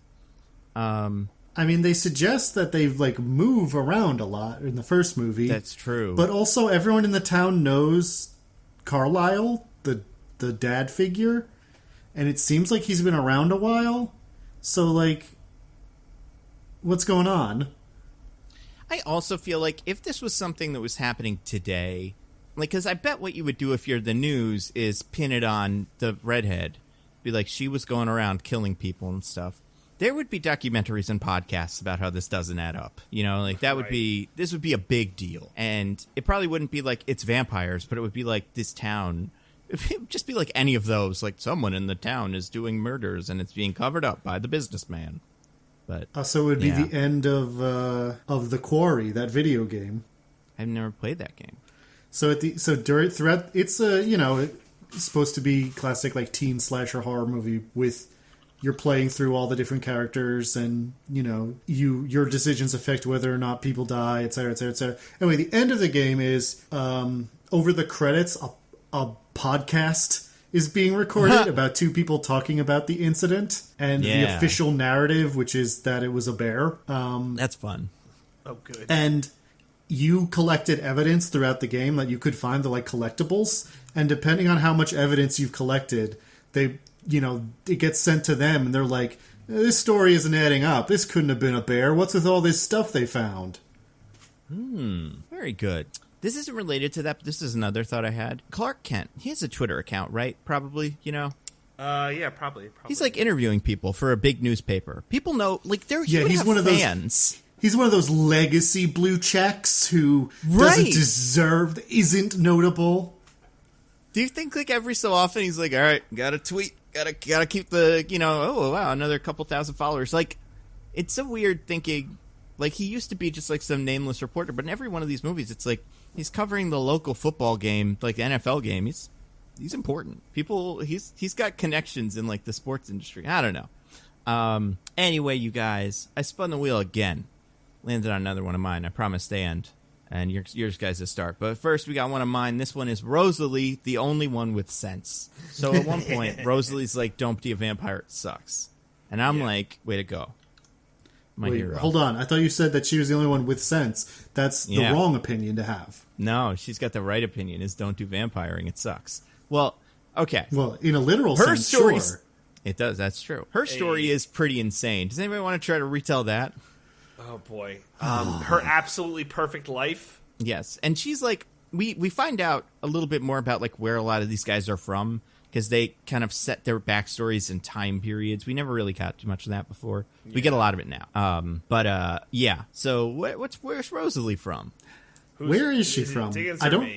I don't remember the where. I want to say she's like Victorian London or something like that. Like that was the vibe I got from her little flashback video. But yeah, I wasn't sure if she was supposed to be American or not. Yeah, I wasn't sure about that too. If it was like the roaring whatevers. Well, I figure if you were from there and then you came to here, you probably lost your accent by now. But I don't think they have accents in the flashback, do they? I don't remember if she speaks in the flashback. I don't know. I can't remember either. She does. Because she says the thing about, like, I'll see you tomorrow. Oh, yeah, right. So, right. That's true. So then matter. Anyway, maybe she does. Since none of us want to do it, I'll take the plunge. Yes, please do. So she tells Bella her backstory, which is that she always wanted to be married and have children and have the perfect life, because that's what a perfect life means, is marrying someone, settling down in the suburbs and having some children. It's the only reason to live, honestly, as far as I'm concerned. Yeah. That's the weird thing about the, like, Bella, you should stay a human thing in this, is it's always specifically like, you should stay a human so that you can get married and have children and live in a suburban house. It's very normative in a way that it doesn't examine or question, and it feels weird to me. And also, like, Bella clearly doesn't give a shit about that. Like, I think you could make an argument to Bella, like, hey, don't be an immortal vampire, it's not good. But they don't really try that. But that's clearly wrong. No, it is true. Okay, I'm watching her bit now. It looks like she's, like, in, like, the 20s or 30s, and she could be walking through Central Park. Like, I don't know why I thought this was Victorian, but, anyway. Yeah, I'm thinking, like, Great Gatsby. That's where she lives. That's what she wants, and she is being courted by the most eligible bachelor in town, Royce King. Which, like, I love the phrase most eligible bachelor. I remember hearing that in cartoons for Batman mostly, because he's always Gotham's most eligible bachelor. And I'm like, what does that mean? How do they pick? You know? What makes you the most eligible bachelor? Being the richest person. Is that what it is? Unmarried man. Gotta be. Yeah. Rich and single? Yeah. That's pretty cool. They've called Nando Philadelphia's most eligible bachelor, so you should know this, Nando. And I think, you know, it was a short run, but I lost all my money in shurikens and other things to become a ninja, like Batman did, because that's what you have to do when you become an eligible bachelor. In fact, I wonder if this guy's going to be Batman. Now, he drinks too much. Batman can't drink. But his wife will be a Batwoman. These guys aren't really related to vampire bats in any interesting way. You know? Where's the whole vampire aesthetic? Yeah. Man, they really took all the fun out of it. Anyway. All these guys in their little hats and business suits. He's being courted, he's courting her, and that's great. But then one day, she's walking down the street, and he happens to be drinking in, like, an empty lot with his pals for some reason. As you do. Even though he's super rich. It's something you do. Don't be a stiff, Diggins. Anyway, while they're drinking in this empty lot, he sees her, and he's like, hey, come here. And he's drunk, and he's, like, pawing at her. And they're like, take her clothes off. And he's like, yeah. And she's like, okay, no. And she's like, I'm going to see you tomorrow when you're not so drunk. And then he's like, And he and his pals seem to take advantage of her. Yep. Yeah. Her absolutely perfect life. Her life was absolutely perfect. Like, in the middle of a busy street. There's extras in this scene that aren't them. Yeah, like, it's nighttime, but it's truly in the middle of the street. Like, I'm going to say it's like could 7. It could not be more visible. Yeah. So that's insane. Anyway, apparently dead. They leave her for dead. Yeah, she's like bleeding out on the ground when Carlisle finds her, and he turns her into a vampire so she doesn't die. And then she spends a couple years killing all the dudes that were there, ending with Royce. So I think we'll get to the other one, but this is the most interesting movie in this movie. Yes! Right? Like, we should see this movie instead. It doesn't She make shows up in a sense, wedding dress. Yeah. And fucking goes to kill her. Like, she's like, one by one I killed them and I saved whoever for last. Like, that's amazing! Yeah, the wedding dress was like, good for her. That's cool. Masterclass. Oh my god. But no, I get it, Bella. You don't want to date the two boys. That's also just as interesting as my thing. Yeah, Jesus. Which is like, this No, is you the do want spin-off or to something. date one of them and don't want to date the other. And actually, you never waver on that point. There's really no will they, won't they at all. You're extremely committed to your choice I from never moment stood the one. Team Edward or Team Jacob. It's like, it's Team Edward. There's never a Team Jacob. Yeah, I don't know. There's Team Not Edward. I'm on that team. And I think in the beginning I was like, yeah, I guess Team Jacob then. But what still, about no. Team Plague? Can I be on Team Plague? Which one's that? It's just a plague wipes them all out. Like, they just all... or Team Meteor. That's Team Italians. I'm on Team Italians. Oh, yeah, Team Italian. I want them to get involved. I'm Team take 10 years, become a fully developed person, and let's circle back on this then. I'm Team Go Live with Florida Mom. Florida Mom is also like, there's pretty good schools in Florida. I'm like, yeah, you would. That's what you should be doing. Florida Mom fucking gets it. Yeah. A minor league baseball player. She's living with, like, moved across country. It's insane. She treats that as such a win, too. I don't understand. I'm Maybe proud she of her just loves him. Yeah. But she frames the minor league baseball part as such a cool fucking thing. Like, it's not, though. It's pretty cool. Wow. DJ denigrating all of our hardworking minor league baseball players. No, I'm just like, I don't know. Would you be proud to bring home a minor league baseball player to show up to the family? I don't. Is there a minor women's league? Yeah. There's softball. I guess. There's softball. I don't know if there's a pro women's league. That's an accomplishment. Do you have any idea how few people play at a good enough level to make even the minor leagues? I think it would be especially good if it's like, and he might go pro. Like, because that's a part of it, sometimes. Depends on what position he plays, but like maybe I have a feeling $300 if he's million. old enough to be marrying Bella's mom, that's probably not on the table anymore. Yeah, that's a good point. I don't know, man. I just feel like in like 20 some odd years, if Jackson brings home a minor league baseball player and it's like, hey everyone, meet so and so minor league baseball player, I'd be like, I think you could do better. He'll throw him out and be like, you're not good enough for my son. Yeah. I don't know, man. Well, that's all you need to do to put that into the universe. It's definitely happening now. You are going to when we're still doing this podcast in 20 years, the listeners can hear all about how your son takes home a minor league baseball player and you throw him out. I'm going to get your son, I'm going to get him into baseball. Like, oh, you really like watching it, not playing it, but just watching it. Well, I wish the pitching was a little slower. Well, do I have the sport for you, sonny boy? And then slowly but surely, I'm guaranteeing he's going to marry a minor league softball player. Or baseball. We don't know. Yeah, who knows? Maybe in the future it'll all be one sport. Well, it'll be meta ball. Or you're saying it could be? Yeah, that's true. It could be either. It's gonna be meta ball. It's gonna be like all in the metaverse. Oh well, that's what we play. Never mind. That is the kind of person you can't bring home. Yeah, that's true. Listen, I wasn't thrilled about baseball in general, but meta baseball, that's a no-go for me. Can't live under my roof. Date a meta baller. We're clipping this for like whenever we'd clip this. We're gonna play for Jackson and whenever. Yeah, this is gonna be one of those those people that like, oh, I saved all of his little doodles and all that stuff and put it in a box. We're putting a tape of this in the box as well. Yeah. And years later, your son will be like, Dad, why did you talk to me so much about on that podcast you did with your friends where you also talked about, like, I was trying to think of a really crazy, weird thing we've talked about before, and I drew a blank. I'm sorry, everybody. We never talked about a weird, crazy thing. That's why. Yeah. I would say, first of all, it's going to be Twitter ball, because there's just nowhere to go but up for Twitter. Oh, yeah, Twitter ball. Or something like that. I want you to date a cool person, like an esports pro. I don't want none of this Twitter ball nonsense. I really do miss the baseball in this game, in this movie. They should that should be something they have to work in, like how every Harry Potter movie has Quidditch. It was fun. But yeah, where were we? Rosalie, the only one with sense.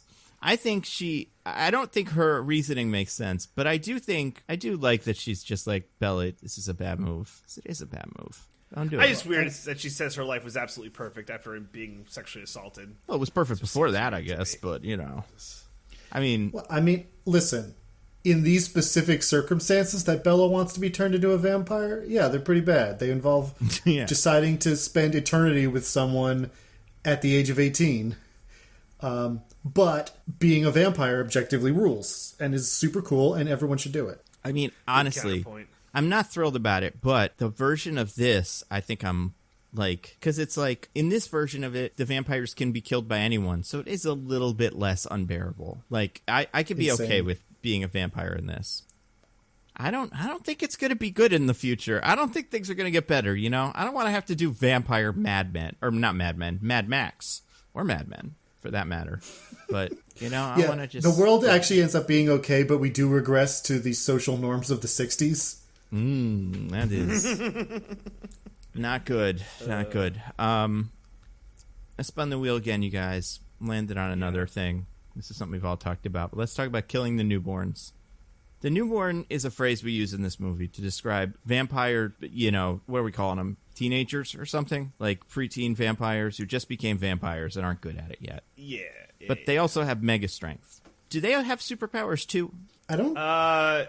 Maybe they can't control... I don't know. That's not made clear. But it's a great question. I Great feel point, like Nando. It must be something you only discover and develop over time. Because not even the one who's been a vampire for a year has a power. Yeah, I would say that works, except in the future, I do know a certain, not yet a vampire, but almost a vampire is going to get her power pretty much immediately, I believe. But yeah, it's just like this movie this franchise spins off into X-Men, and this is the bit where you're like, give them all different powers. I want this vampire fight to be like one of them shooting electricity and one having big tentacle hands and shit. But I can't wait till we're doing X-Men. It's gonna be so fun. It's the next one. Rami Malek. Rami Malek can control the water or something. It's really the fifth one. That's like it's both, but I can't emphasize how little happens in the fourth movie. It's yeah. But yeah, the idea of the newborns being the enemy, I think, is a hilarious. Whoever. I guess Stephanie Meyer, but brilliant writing. What did you guys think of that? It's very silly. That's what I think of it. I think it's very silly. It is silly that they call them newborns. I mean, I can see the logic of it. They're new vampires, but I don't know. I feel like there's better terms. Yeah. Call them new. I don't know, new turns. I don't know, there's a different phrase there. Friggin' noobs, am I right? We're gonna go pwn some noobs today. Yeah, this was 2010. Yeah. This was the right time for that kind of talk. It was getting pretty stale, but you could get away with it. I don't know. Daddy Elon is bringing it back, okay? So it really never left. Well, if Daddy Elon's bringing it back, then... Yeah. Hold on.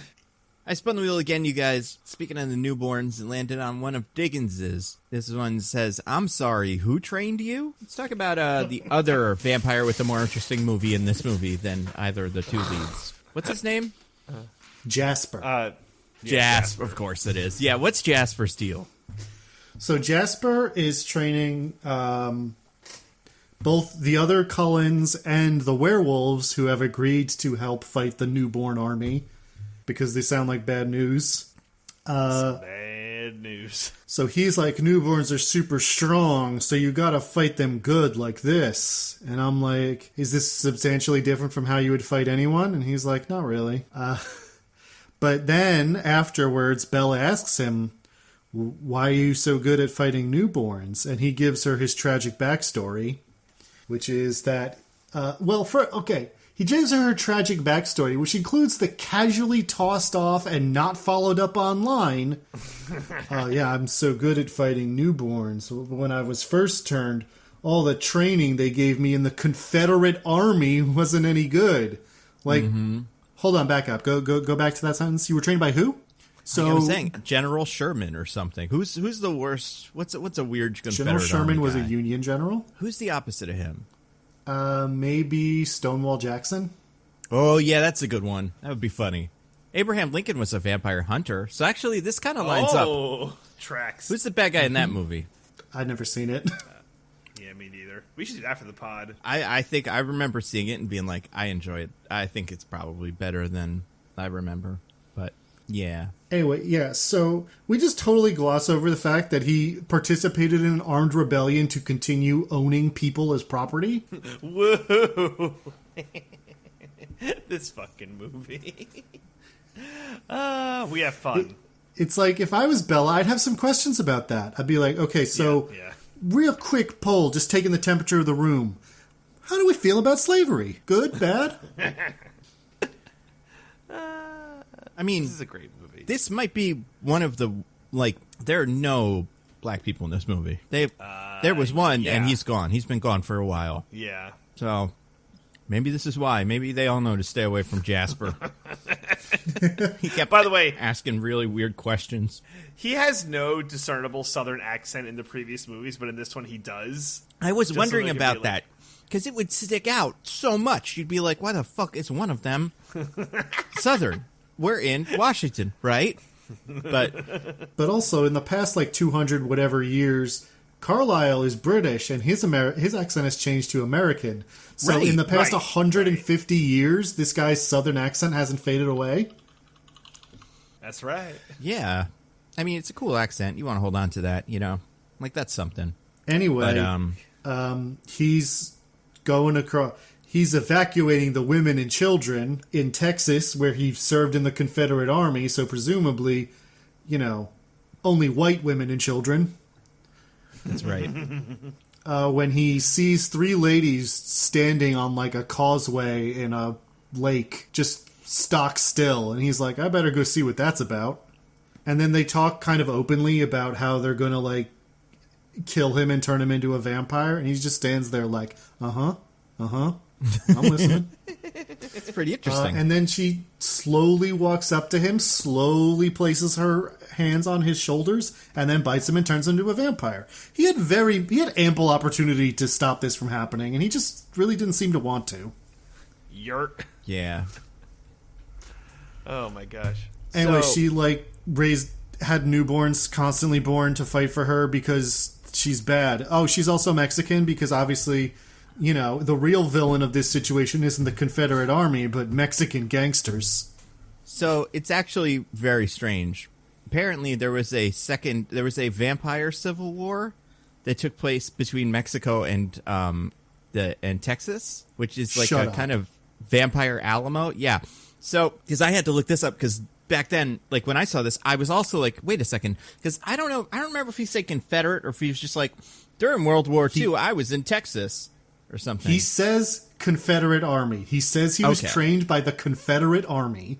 So that's, Yeah. I guess I missed that, but I heard some of the other stuff, and I was like, wait a second. So I went and looked up his backstory, and to understand this, it helps to, there's just so many little things that you can kind of jump into. But basically, a vampire named Benito, it's important, created the first newborn army to conquer other covens that controlled New Mexico and Texas. Jasper joined the second version of that. But basically, this guy started doing that, and these battles started messing up everything in the U.S. So the Volturi went, and they were like, stop. And he was like, okay.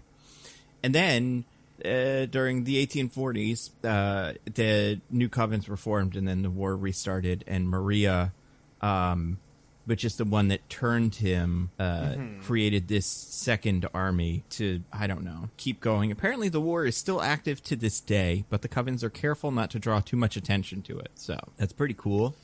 Good for them, I guess. Apparently so if I'm it, also happened reading... if it happened in the 1840s in the books, then he didn't participate in the American Civil War at all, unless he did it as a vampire. So it might be that, or it might be that the war started in the 1840s and he wasn't drafted until after the American Civil War. Because, like I said, it's been going on forever. So it could have been he could have gotten in 20, 30 years late, but it doesn't say Possible. quite what that is. I was going to say, apparently Jasper has a power. Did you guys know what this one is? He controls people's emotions. Yeah. Pathokinesis. He's a major empath. I think it came up last time.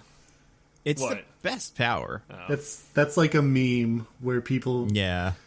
are like, as an empath, I really understand how this person feels. Mm-hmm. It's just like that's... it's a thing a person says that when a person says it, you know it's not true. Yeah. Gotcha. Yeah, it's like the new, I don't know.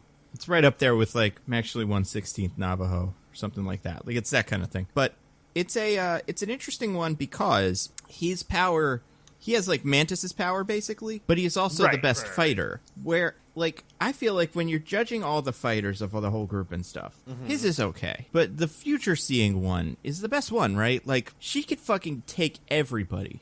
Yeah.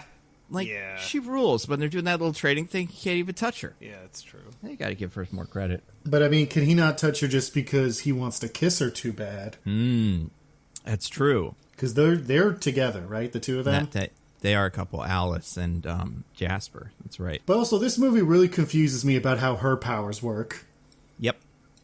Well, they can't work really well, otherwise it wouldn't work. Right, but then don't give her the powers in the first place. Oh, yeah, for sure. Because it's like, she seems to be capable of focusing on people and gets a vision every time they make a decision, is what she says. But, like, everything's a decision. Yeah. People are constantly making decisions. How is she not just seeing everything the people she's focusing on do at every moment of every day? And then also, like, they have people get around it because they have other people making the decisions. And with the Volturi, it makes sense, because they're like, we're specifically not even telling the head guy that we're doing any of this because we know he's being watched. So he's not involved at all. Makes perfect sense. That's totally fine. But with Victoria, it's like she creates the vampire Riley to make her vampire army because Riley's not being watched. But at some point, she decided to do that. So yes. Why didn't Alice see that? And also, we even see her being involved in turning these people and creating the army. So she's still making decisions about it. Why doesn't Alice see any of this? Hey, man. I think there's a lot that you could like poke holes at with this stuff too. But it's true. Like, I think Alice's power is the most bullshit. Yeah. They should have written that like a different way. Yeah, it's a dumb power because, like, you know, this person who's writing this is not writing it to write a movie or show about cool superpowers. Like, but like Harry Potter, where they've just like written it and then they've also put in like stuff like time travel, but they're not ready or interested in really figuring out what that means in universe. But so every so often they'll have a vision of something that's about to happen. But like they have visions of stuff that aren't choices either, if I remember correctly. It's like, well, she seems to also just have random visions. Like she can just see, she just sees stuff sometimes. Yeah, her powers are weird. You guys, I spun the wheel again, landed on one of Diggins's, the 4-day scenic march from Seattle. So that's DJ's. Oh, DJ, sorry. Yes, let's talk about the bad guys. Yeah, what their whole deal is. So you got Victoria, and she's got her army of newborns, and they're in Seattle, and they're going to go to Washington, which I think we Googled. Diggins, you Googled it before we started, and it's a 2-day walk. Is that right? It is a 2-day journey by foot, according to Google. Right. So, couple things. One, they could drive. The vampires drive all the time in this movie, so I don't get why that's not just flipping cars on the street so they can get cars. Well, they flipped their car. They didn't realize they were going to need it, and it's broken now, so they got to walk. Right. So, well, sure, but I don't know why that's not on the table for starters. But like, whatever. So the other thing is like the good guys are like, we have 4 days for like whatever to get our shit together, because that's when they'll be coming. They'll be coming in 4 days. You got to charge up all of your vampire chi by doing hunts and stuff. That way you'll be sick. So. First of all, like, why does it take 4 days? How do they know it's going to take 4 days? Because you would assume, like, let's say, okay, they're even if they're going to walk, the vampires can super run. I guess it takes a long time. I guess with also a human newborn to just like get them ready to go. So they're especially with especially with a newborn, DJ. You know, you got to pack up all their diapers and their water and their juices, and you got to, you know, make sure that they're calm. They have their blanket.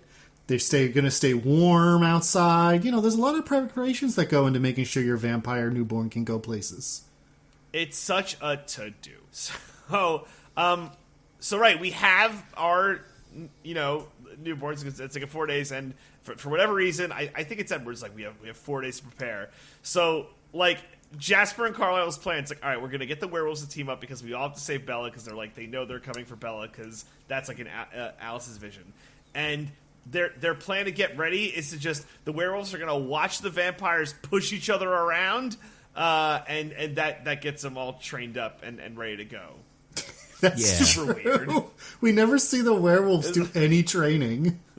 Well, it's funny because at one point someone's kind of explaining this whole situation. I don't remember who it is. You know what? It's Edward later, where they're talking about the fight, and Bella's like, everybody's in so much danger, and Edward's like, no, the werewolves are going to kill him. It's fine. This isn't really going to be a problem. Werewolves can kill vampires super easy. And, like, I think that's kind of the thing. It's like the vampires want to, they want to be part of the thing. They want to get involved, so they do their little training. The werewolves are just waiting for them to show up and bite all the vampires' heads off because they will be able to do that once the vampires show up. It's not a problem. I think we are to understand Edward as just trying to make Bella think that he'll be fine, and so that he can do whatever he wants, as he often tries to manipulate her into the position where he gets everything he wants and she gets nothing she wants. See, I would think that too if the fight didn't go exactly that way, where the werewolves just killed everybody because they were sweet. Well, yeah. I mean, not if the vampires also just easily kill everyone after talking such a big game about how hard this would be and how strong newborns are. So that's why I think it's meant to be that thing with Edward. And then they're just not interested in the big fight. And Stephanie Meyer wasn't interested in the big fight when she wrote it. So when they get there, she's just like, they do a bunch of cool judo flips and all the newborns die. The end. Right. Yeah. Yeah, that part of it's tough. But, yeah, I don't know what takes... Maybe they get lost, Maybe that's why it took them so long to get there. Yeah, I mean, how good a sense of direction does a newborn vampire have? Yeah.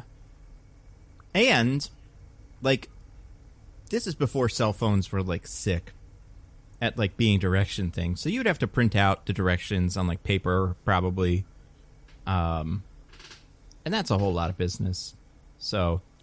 It's all about that smell, because if there's one thing we know about vampires, they smell real good. They're so good at smelling people. Yeah, you wouldn't believe it. Famously, of the two supernatural creatures that are the main focus of this series, it is definitely vampires who are more known for their smell. Absolutely, it's ridiculous, man.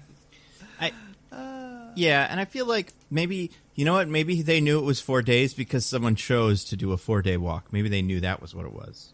They were like, we're going to do it. And maybe it was scenic. Maybe they did just want to take some time and enjoy the wilderness, Yeah. That's how fucking broken Alice's powers are. She knows exactly when shit's going to happen. It's a pretty cool looking area, kind of, maybe. Yeah. People seem to like it. I spun the wheel again, you guys. This one, Diggins, it landed on one of yours. This one just says, I'll marry you if you take me to the bone zone. God. Let's talk about this relationship, this good, normal relationship. So, during all these preparations, at one point, Alice wrangles things in such a way that Edward and Bella get to spend the night alone in Cullen Manor without her dad or anyone else knowing about it. So, they go up to the bedroom, and Bella's like, Edward, I want you to take me to Pound Town. Yeah. I want to get down and dirty. And Edward's like, I don't know. I'm old-fashioned. I don't like to go to Pound Town. Very good, Edward. Very good boy. That's a good morals. Daddy would approve. Daddy says out loud, I'm starting to like Edward more. When yeah, that that's right. Not, doing it daily, nightly, and ever so rightly. That's right. That was cool. Oh, my God. I like that. That's all the dad wanted. He just wanted this guy not to have sex with his daughter. He doesn't care about all the cult stuff or the trips. Just, that's all it takes. So he's like... she's like, hey, I know you really want me to marry you, and I'm not against the idea, so tell you what. I'll marry you if you have sex with me right now. Yep. Right now, baby. Which, I mean, that's not great on her part either. To be fair, they're both being kind of manipulative in this situation. Oh yeah. Oh yeah, hell yeah. That part's super weird because it's like it's weird. I guess part of what's weird about it is they both know what the score is between the two of them. It's like this kind of we'll get married and then we'll have sex and you'll turn me into a vampire, whatever. But it's still this big. I don't know. It's got to be this big negotiation. And this is the thing that reminded me of 50 Shades of Grey. There's a scene in 50 Shades of Grey where they just sit down and have a sex negotiation. You know what I'm talking about? Yeah, this is kind of that. Yep. But that one, like, in that movie, it kind of makes sense because of the nature of the contract that's going on. Like, it makes way less sense in this movie. Oh, for sure. Way less sense, yeah. So, God, it's so weird. And then it goes on, he agrees to it and he tries, but then he doesn't want to in the middle of it for some reason. Before they even take off their clothes, he barely tries. Yeah. And then he gives this whole speech about how old-fashioned he is and how he would have courted her. Back in the good old Edwardian era. Oh, my God. Taken you out to the field, and we could have caused quite a stir by holding hands on the veranda. Oh, dear. It's so weird. It's really weird. And if I were her, I would have been like, this sounds really bad. I don't want any of it. You're a fucking freak. Get out of here. Oh, right. You're 100. I forgot about the whole 100 thing. Yeah, and then he proposes to her with a ring, and it's supposed to be this big, like, oh man, he's proposing, and I'm like, he proposed at the end of the last movie, and also they've been talking constantly about how he's going to turn her into a vampire when they get married for this movie. So how is this, like, this doesn't change anything. Yeah, I don't know. And that's part of why this movie doesn't work. It's just a lot of wheel spinning and like, oh, you can't get married, but we know they do, and we also know they already both decided to do that. And then they, do you love like Bella or do you love Jason or God? What are their names? Jacob or Edward? And it's like we know which one. She says in the beginning, nothing changes. So yeah, a lot of this is just pointless. It's like I don't understand why he even does the big proposal because I mean I guess giving her the ring is nice, but I don't understand why it's a big scene in the movie, because we knew all this already. Anyway, this makes her forget all about him taking her to Pound Town. So once again, he has arranged things in such a way that he gets everything he wants and she gets nothing she wants. Ta-da! That's right. Important. And yeah, Bella never gets any sweet piece of that action, as far as we know. What would that action have been, by the way? I don't know. Because, like, he is dead. He has no blood. We hear about it earlier in the thing. Yep. It's all venom, right? Everything's all. Oh venom, my God! Venom. I'm just saying. Oh. Or what was this? What was the Spider-Man thing? Like, all my fluids they're radioactive. All my radioactive spider fluids have given Mary Jane cancer. Oh my God! That's probably what happened. What if Morbius? What are his fluids? I guess he has plasmas. Anyway, it's weird because. Yeah, we go over this later in a lot of detail, how, like, you know, just to remind you, like, he cannot do any of that stuff. He does not have a beating heart. So it's like, what are we doing here then? I mean, I'm some spoilers here, reaching forward, but he is apparently capable of getting it up. Oh, yeah, that's true. But, like, again, we don't know how that whole thing works, because... Vampire magic. I don't know. It must be. I guess. What would suck about this is, like, it'd be really cold. That can't be comfortable for her. Yeah. Oh, yeah, that's true. Oh, fuck, yeah. Oh, God. I mean, yeah. No, that would be pretty bad. Even just, like, his hands, like, touching her during, if they were ice cold, I would be... That seems like it would be a suboptimal situation. Yeah. Agreed. They didn't think this through. Yeah, those idiots. Speaking of that, I spun the wheel again, you guys. Landed on the most important one. Cruel intentions. This is a tense scene, you guys. Okay. Yeah. Let's talk about the time where everyone does weird shit to each other. Oh, man. Oh, the weird polycule they negotiate. What's the story here? Okay. So, in order to keep Bella safe, because she matters so goddamn much, in order to keep her safe, they figure out that, if Jacob carries her, then Jacob's scent will mask Bella's scent, so they won't be able to find her. So, Jacob must go with Bella to mask scent, like literally carry her. And then Edward will go too, because Edward's gonna protect her. So, cool. But, like, I remember when this happened, when they said this, I'm like, well, okay, they can track Edward then, right? Yeah. Yeah. I still don't understand what their thought was, besides just they didn't really want to think about it. Right, and because later they do track Edward. They track Edward's scent, so this whole thing was stupid. Anyway,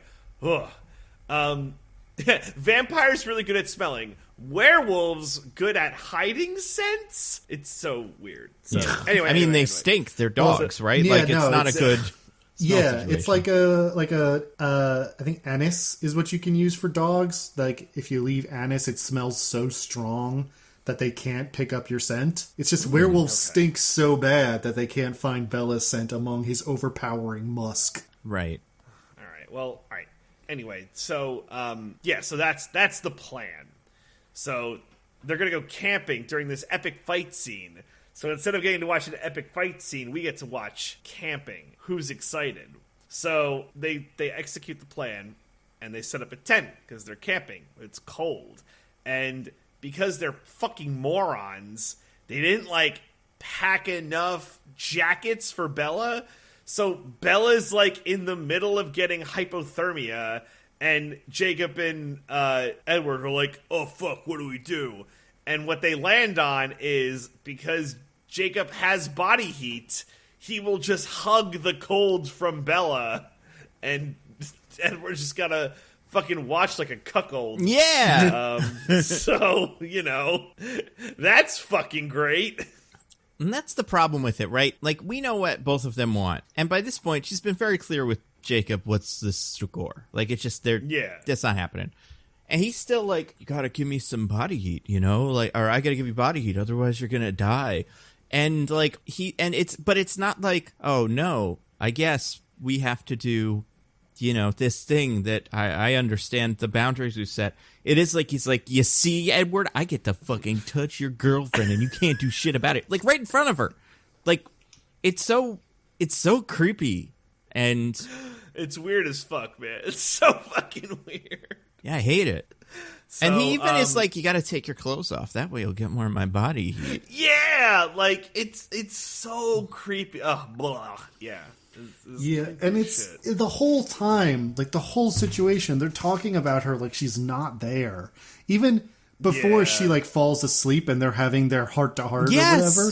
Like when Jacob comes in and is like, all right, I guess it's time for my body heat to warm her up, Edward's like, oh no, and then eventually relents. But at no point are they like, Bella, are you okay with this? Do you want that? Yeah. Oh, God. They just don't seem to care about her actual opinion in these matters at all. No. Why would they? Well, and it's crazy because by the end of it, of the whole movie, they're still having this talk about, like, he's like, you should love me instead of Edward. And she's like, no, I don't, though. And he's like, but I'm a person and he's a monster, so don't love him, okay? Yeah. We understand each other. Like, it is not a negotiation at all. He is just like, you should love me. So, let's do that. Let's do it right now. We're on the same page? Yeah. Right? Yeah. He doesn't care. Like, it's just, obviously, that's what it is. Last movie, it made a lot more sense, because Edward had totally abandoned her and wasn't around at all. And so he's, like, and he's falling in love with her while they're spending a lot of time together. And he's like, hey, listen, he's gone. He abandoned you. Maybe it's time to give things a chance with someone else. And then Edward comes back and that scuttles it. But now it's like, now you just keep doing it, even though he's back and in her life and she tells you repeatedly that that's what she wants. It's like, I don't understand how this is supposed to come off to me, the viewer. Is it supposed to be romantic, that he loves her so much that he keeps pursuing her? Is that the idea? I couldn't tell you. I don't know. Yeah, like, I think what's, like, so fucked up about this whole situation is, like, and it's, like, your point, Diggins, like, the only way for Jacob to get anywhere is coercion, which happens in a scene that's coming up, by the way, and it's, like, it's not endearing or good to watch or anything. It's actually pretty cringe. I mean, cringe is just, like, something that's kind of embarrassing. This is, like, disturbing to watch. Yeah. And to no end, right? It doesn't make, like, Jacob seem cooler. Like, quite the all opposite. Of it seems, all of it is in service of, like, oh man, these people suck and are bad. I'm rooting for none of them. Yeah, the fucking Confederate guy is probably a better husband than both of these two are going to be, and he's a Confederate soldier. Yeah, right. Oh, God. Did we talk about when he kisses her? No, I forgot about that. That's what. Well, there's two. I'm talking about the first one. Right. Okay, so the first one is great. Diggins, can you remind us? Yeah, go for it. Right. Yeah. So it's basically she's been hanging out with Jacob a lot lately because Edward needs time to do all the preparations for the big newborn fight, and he can't devote all his time to protecting Bella from. Because Riley shows up at her house in the middle of the night and they can smell him, and then they're like, oh no, what if they come and hurt Bella? So Riley came all the way to Forks and then left and came back to the army that's taking 4 days to get here. What's happening? Huzzah. So Jacob volunteers as her like bodyguard, so they're spending a bunch of time together. And he, in the middle of one of their walks, just has like a fucking meltdown. Like, no, you have to leave your shitty vampire boyfriend because he's a monster who sucks. I'm cool and good and you should date me. Yep. Just full tantrum, like a child. The real baby. And then at one point, while she's telling him, like, no, I love Edward. I want to be with him. And yes, it's an incredibly bad idea that I really shouldn't be doing, but this is the choice I'm making and you should probably respect that. I mean, it's my bad idea to make. My dad can, like, tell me to not do that and try to talk me out of it because his concern, like, the reason he's doing that is out of concern for me. You're doing it because you want to kiss me instead, and that's kind of messed up. Or is it heroic, And that's what he hears. He's like, or is it heroic? And what you're saying is you want me to kiss you right now. So he just like grabs her and starts kissing her. And she, pushes away from him. And then in one of the only times I laughed in the movie, breaks her hand punching him in the face. Yeah. It was only a sprain, as Carlisle clarifies later, for seemingly no reason. I guess so that we're not asking, why isn't her hand bandaged up later? But, yeah, like, what is it? Like, what's happening there? And why... Like, I guess, like, what, did they just want a scene in the trailer where they kissed or something like that? Like, is that what this was? Because it doesn't go anywhere. It's also crazy how fast everyone forgives him for this. Like, this is pretty bad. Yeah.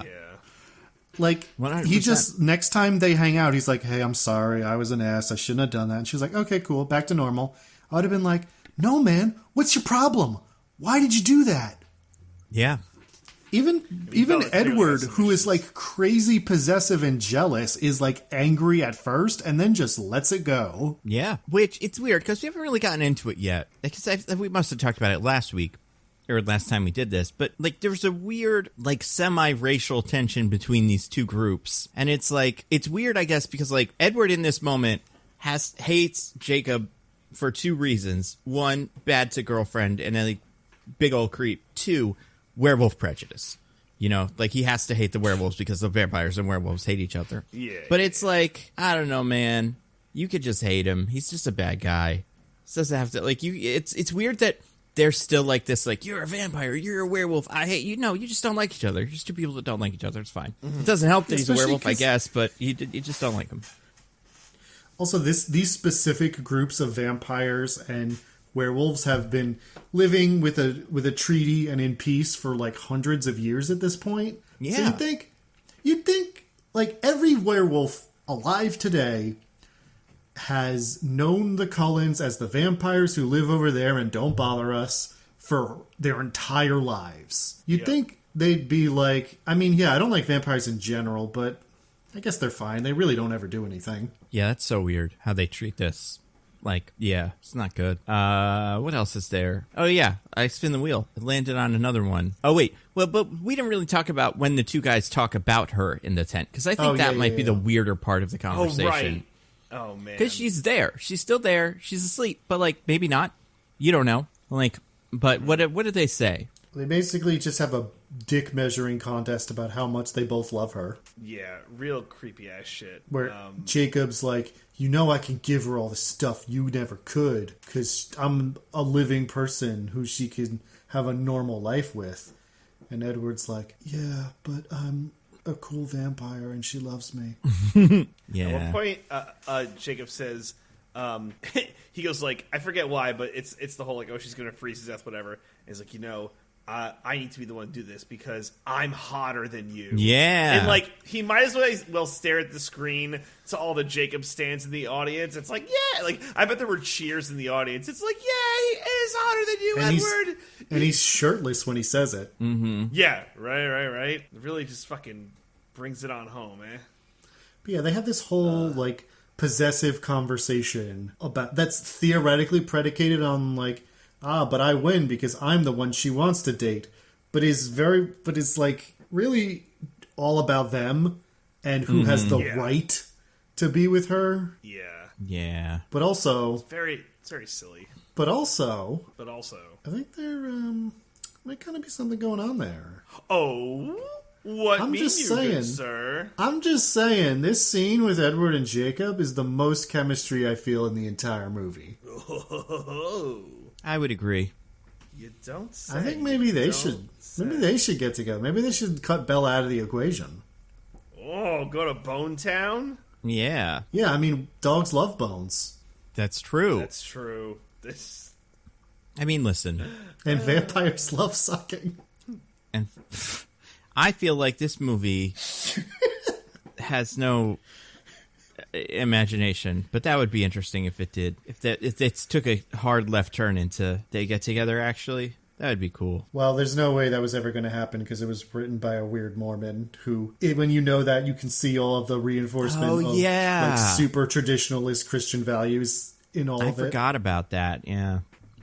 Yeah. I spun the wheel again, you guys. It landed on one of Diggins's, I believe.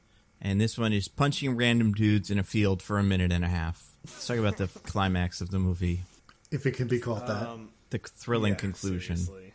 So there's two halves to the climax. One is the big fight with all the newborns, with all the Cullens except Edward, and all the werewolves except Seth, a character who's introduced in this movie and doesn't matter. Yep.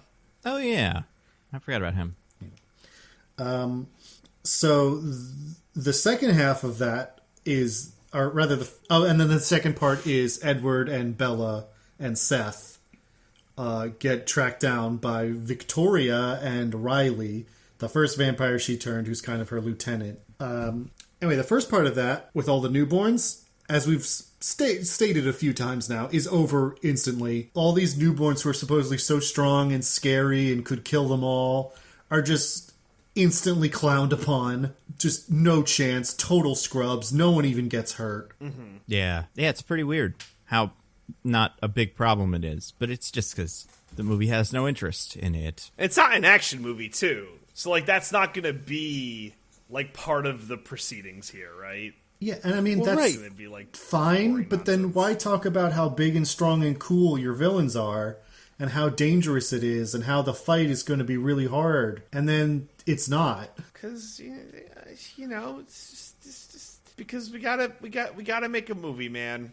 Just sometimes you gotta make a movie. Sometimes you gotta. And but according to HBO, that's fewer times than you'd think. That's true. Or sorry, not HBO, WB. Who can even tell at this whatever. point? Max. They're the same, Max owned by now. the same parent company, whatever.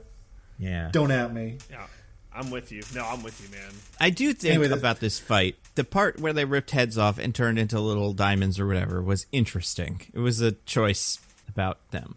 What is a choice? Why do vampires turn to glass when they die?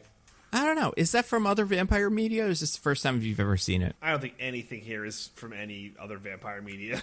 Other than I don't know. drink blood. Yeah. Yeah. I guess it must just be so that you can get a PG movie with all the head ripping off moments and stuff. Well, I'm not sure. Right. Is that in the books? Do they I don't know. Talk about how vampires turn into glass crystals when they die in the books? I don't know. I've never read them. I'm sure Yeah. it's probably described, right? One would imagine. Well, that's what I'm saying. Like, if it's described in the book as just being like, yeah, there's like blood and stuff, they're people, then it's like, yeah, they totally did the glass crystal thing to keep the rating down for the movie. But Right. if it is described that way, then like, why? For a while. I don't know.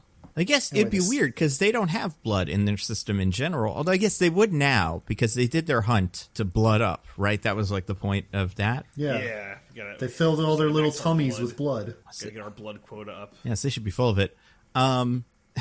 Interesting. So yeah, the fight was cool, wasn't it? We liked it. It sure was. I mean, parts of it, when people like do pirouettes through the air and then tear off a man's arms, I'm like, that's something. Yeah, and you know what? The one that could see the future was still pretty good. Like, just flipping through guys, and then it was like they weren't there because she could see the future.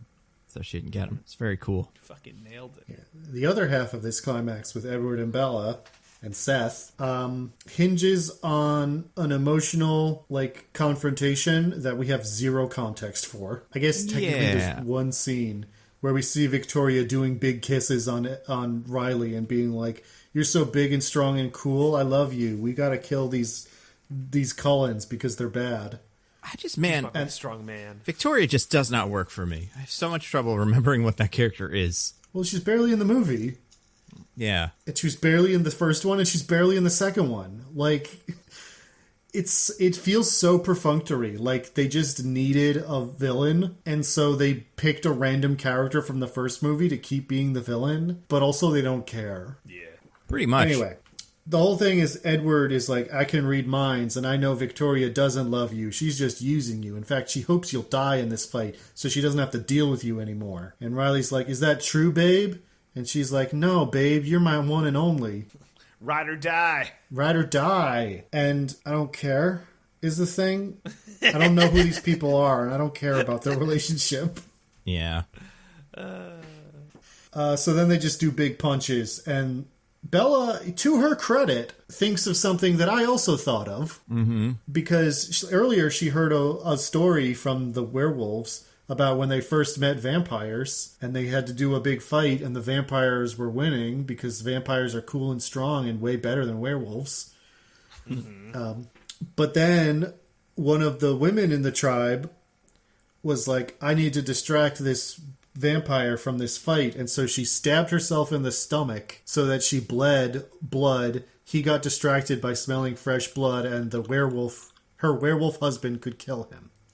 That's right. And what Bella thought of, that I also thought of as soon as I saw that scene, is you can have blood without killing yourself. So she just nicks her arm and some blood comes out, and that works just fine. Yep. Pretty good. Yeah, it's good. It's cool that Bella wasn't like a complete moron in that situation. Like, they tell this story like this woman is so heroic. Her sacrifice saved us all. And I'm like, why did she kill herself? Hell, why did she hit herself at all? There's like 100 freshly dead bodies surrounding her. Cut one of them. Yeah, that's true. Yeah. Well, this does spin into the other last wheel chunk, which is DJ's, I believe, which is the courage to stab yourself. That's mine. Oh, that was yours too. Yeah. Okay. But yeah, that's what this was. That's what this was about, that whole thing. And then that wins them the day. Yeah, so Victoria and Riley get distracted by all the fresh blood that they can smell, and Seth bites Riley's head off, and Edward does the same thing. He bites through her neck so her head falls off her body. That's right. It's pretty brutal, actually. Yeah, pretty brutal indeed. He did a good job. He did good job. He did good job. Then that's it. They go back and they're like, we did it. We killed all the bad guys. Mm-hmm. We're so good at our jobs, guys. Yeah. I'm sure there'll be no problem with the Volturi or anything else that's happened here today. I think we totally won unequivocally. Well, we do have a wonderful appearance from some Volturis. Yeah, let's talk about that. They show up. We saw them earlier watching the newborn army being raised, and they were like, we could do something about this, or we could do nothing. And because they're the Volturi, what they choose is to do nothing. Right, that's right. Obviously. So apparently they've got it out for the Cullens for some reason, but, like, why? What's the reason? Because the Cullens are, I don't know, fucking... Is it because they're dweebs? Is it because they're vampire dweebs? Because they're fucking dweebs. I guess so, yeah. I mean... You don't want to hang out with a dweeb. Yeah, they're definitely not good. Like, I wouldn't want to be their friends. Right, but, like, they're vampires. They eat people. Like, what is it about the Cullens that offends them so? They don't like them. Didn't, like, one of them move away from the other one or something? Isn't that part of it? I think they want Edward and Alice to join the Volturi. Right. And... Oh, right, yeah, that's what they say. It's like they want Edward and Alice to join the Volturi, and so... They want to kill every other Cullen and Bella so that they have nothing else to do with their lives. Which seems like a flawed recruitment strategy to me. Yeah. Yeah, I agree. And when they show up and they're like, this situation seems fucked up. And the Collins are like, yeah, so why didn't you do anything about it? And they're like, mysterious Volturi reasons.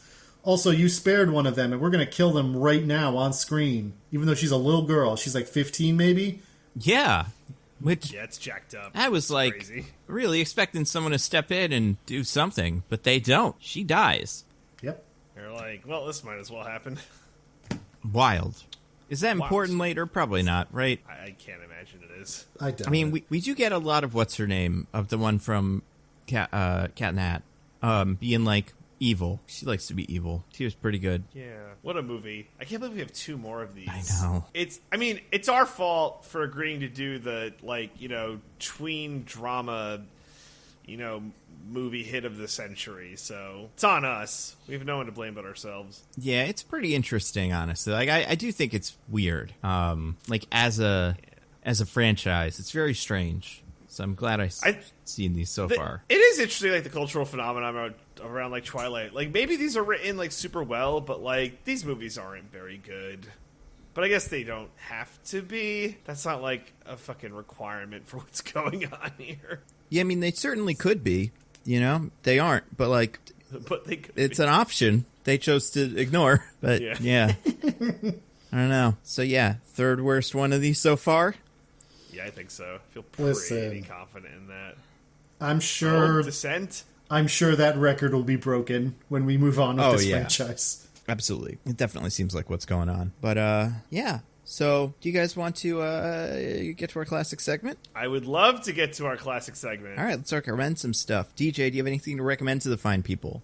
I do. I have a couple of YouTube things to recommend, if it's okay with the class. As long as you brought enough for the whole class, that's fine. I think I brought enough for the whole class. So, the first one is a Folding Ideas video that came out a couple weeks ago called Why It's Rude to Suck at Warcraft. Are either of you familiar with this piece of work? I mean, I love him. I haven't seen it. Yeah, I haven't watched it. I've been meaning to. It's a very interesting premise. So basically, the idea is it talks about how it's kind of with MMOs in general, but really does, I think, center, based on my very little knowledge of, specifically World of Warcraft. But the basic idea is that there are, ways to play video games that go beyond, just, playing the video game. When playing WoW, there are ways to, play it badly, but, not based on necessarily what you're doing in the game, but based on the idea that, the community agrees that you're playing badly. So, the example he used to begin the thesis is, there's a clan in the very early days of Warcraft, 04, 05, and there's a guy playing a gnome, and his gnome isn't wearing shoes, because, gnomes don't wear shoes in typical fantasy lore. And the people are like, oh, all right, that's whatever, halflings. But, all right, whatever. Do gnomes wear shoes?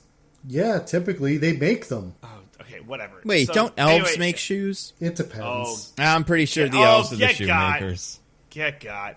So anyway, he's not wearing shoes, and it's all right, fine, it's whatever. But that's bad because shoes give you stats, and stats make you better.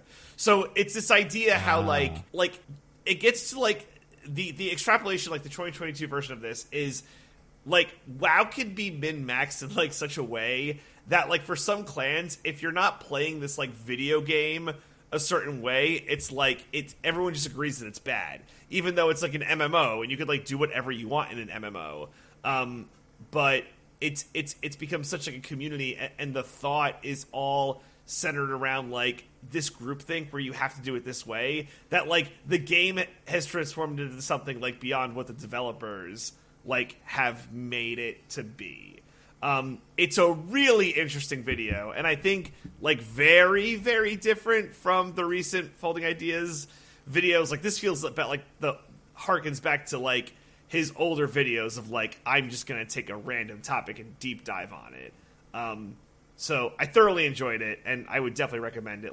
I don't play any heavy MMOs. I play Destiny, but it doesn't really fall into a lot of these categories, being more of the looter shooter. But I'm sure if anyone plays any of those Final Fantasy 14, WoW, or I can't even, what are other big MMOs? What's the one that What's one that has that crazy economy? RuneScape. Space? Is that RuneScape? No, Runes. you're thinking of EVE Online. Yeah. I am thinking of EVE Online. So like any of those, I'm sure you would get like way more out of this video than I did, but I found it like super fascinating. So that's one. And then another one is a video that Thought Slime put out like a week ago, a timeline of Elon's Twitter mistakes. Oh, yeah. That one was good. I watched that. Oh, yeah, no. it's just like... it's like a half-hour video, and it's like, it's all stuff you've already heard before if you've been following the Elon saga, but like laying it out from the timeline from like January to now is like, just seeing the year of Elon and what he's done so far, it's just like wild. Like, it's crazy that this shit happened within like a calendar year, and I just like the way he kind of lays it all out, and like, all of the not obvious, but like all of the good criticisms are there, but just like, something about seeing it as a timeline for me and just having it be laid out, I'm like, holy shit, man. This man is just a train wreck and unsustainable. But yeah, like, great video. I'd recommend it. The Warcraft video is like 90 minutes because it's a Folding Ideas video. But the Thought Slime one is only like half an hour. So like, if you got like half an hour and you just want to laugh for 30 minutes, like, definitely give that video a watch. So yeah, those are my recommendations for the week, and I think I brought enough for the whole class. Yeah, Diggins. Well, there's two of us, so you brought two. That's all right. Yeah, perfect. Right. Diggins, do you have anything to recommend? Yeah, sure. I got a couple movies I've watched since last we spoke. I saw a little movie about this fella. I don't know if you guys have heard of it. There was this very minor scandal a few years back that people who follow the biz heard about, but I'm not sure if it really broke through to the general audiences. It's about this guy called Harvey Weinstein. Oh, Harvey Weinstein. Okay, the guy from Mulan, the one, the Broadway star. No, you're thinking of Harvey Firestein. Pretty sure that's Harvey Weinstein. Okay, I think I know my Harveys pretty well. Yeah, no, Harvey I think Birdman. If you keep implying that Harvey Firestein is Harvey Weinstein, you're going to be open for a lawsuit. Oh, no. Get destroyed. From the one from Mulan or the other one? I think Harvey Firestein would be the one damaged by this accusation. I really, for the longest time when this all started, I was like, oh, man, I'm never going to watch Mrs. Doubtfire again. And then I realized it's a different guy. I was like, oh, never mind. Anyway, go on. If you never watched another movie that Harvey Weinstein was involved in again, you wouldn't be able to watch like half of the movies made in the past 30 years. True. That's a good point, yeah. Anyway, so the movie's called She Said, and it's about the New York Times investigation that first broke the story, that became his downfall. So it follows the two reporters, Megan Twohey and Jodie Cantor, and just everything they did to like find the story, track it down, get all the sources, etc., etc., etc. I think it suffers from a lot of the problems that a lot of like newspaper investigation movies tend to, where it's hard to dramatize what they're doing, so a lot of the investigative parts just feel like this disjointed, like, and then this happened. And then this happened. And then this happened. You know what I mean? Yeah. Oh, yeah. And also, like, they try to humanize the reporters. They have their own, like, little stuff going on, and I don't think any of that stuff works at all. They should never try to humanize reporters. They're barely people, as far as I'm concerned. Exactly. But that being said, once the movie gets going and, like, we're having them do interviews with people who were abused by him or like were around him and either did or didn't know about everything that was going around him. Once it really gets into like the drilling down on all of these people in his life, what their experiences were, what they knew, them like coming to terms with realizing the full scope of everything he did, that stuff is really good. So I guess this is kind of like a soft rec, where if you're okay with sitting through some of the like more cold and stilted parts of the movie, I think it does get to some really good stuff. The second movie I watched is called Bones and All. You guys hear about this one? Yes. No. This is the... Oh, who is this? I can't remember. This is a really weird one, right? Yeah. DJ, just real quick, Could you give me the one sentence pitch of what you think a movie called Bones and All is? Bones and All? Yep. Fighting movie where martial artist breaks all your bones? Nope, sorry. The answer I was looking for was cannibal romance teen coming of age story. Yeah. You got me. So it's about this girl who, late teen, like she turns 18 pretty early in the movie, who throughout her life has had this compulsion to eat human flesh. And her dad has like tried to help her cover it up all these years, but he can't do it anymore, so he leaves. And so she just kind of like becomes a drifter. And while drifting, she meets other people who have this condition. One of whom is a young Timothée Chalamet. Mm-hmm. Oh. And the two of them like end up road tripping together and sort of slowly growing closer. And it's just this kind of very strange road trip coming of age, kind of slow, tender romance that also just has scenes of horrific gore every once in a while. It's so odd, but honestly, it really worked for me. Like, they just really sell the kind of feelings of isolation and loss that these characters have for how their condition makes them unable to function in a normal way. Normal for larger society, and the ethical compromises they have to make in order to exist, and if that's worth it or not. And also just this like tenderly, slowly breaking down each other's walls and allowing them to like care about each other. I don't know. It was really moving at times, very sweet. And then also sometimes someone's eating a human body on screen and it's very hard to look at. So gross. If you can deal with that, I think it's absolutely worth watching. It's very good. Nice. Okay then. Were those What the about two? you, Do you have Nando? others? Oh, okay. No, those are two. I watched those two movies. Those are the ones I would rec anyway. I watched a couple movies. Some I would rec, some I would not. I'll mention all of them though. So I watched first of all, a movie from, I guess it's this year, that just went on Netflix called Bullet Train. And you guys seen Bullet Train? Not No, yet. I never saw it because like, the reviews were bad. It's on Netflix yeah, now, right? It is, yeah. It's okay. I wouldn't say it's like good, but it's also not the worst thing I've ever seen. That's high praise. It's like High praise. It's baby's first like what's his name movie? What's that guy's name? Tarantino? No, the other one. But Guy Ritchie.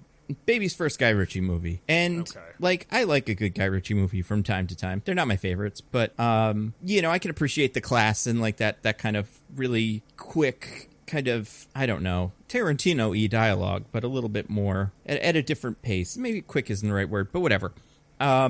It's got, Brad Pitt's in there, who, I don't know. How's he doing? Well, I mean, in the movie, he's okay. I think he's a little bit miscast, but I think overall he's fine.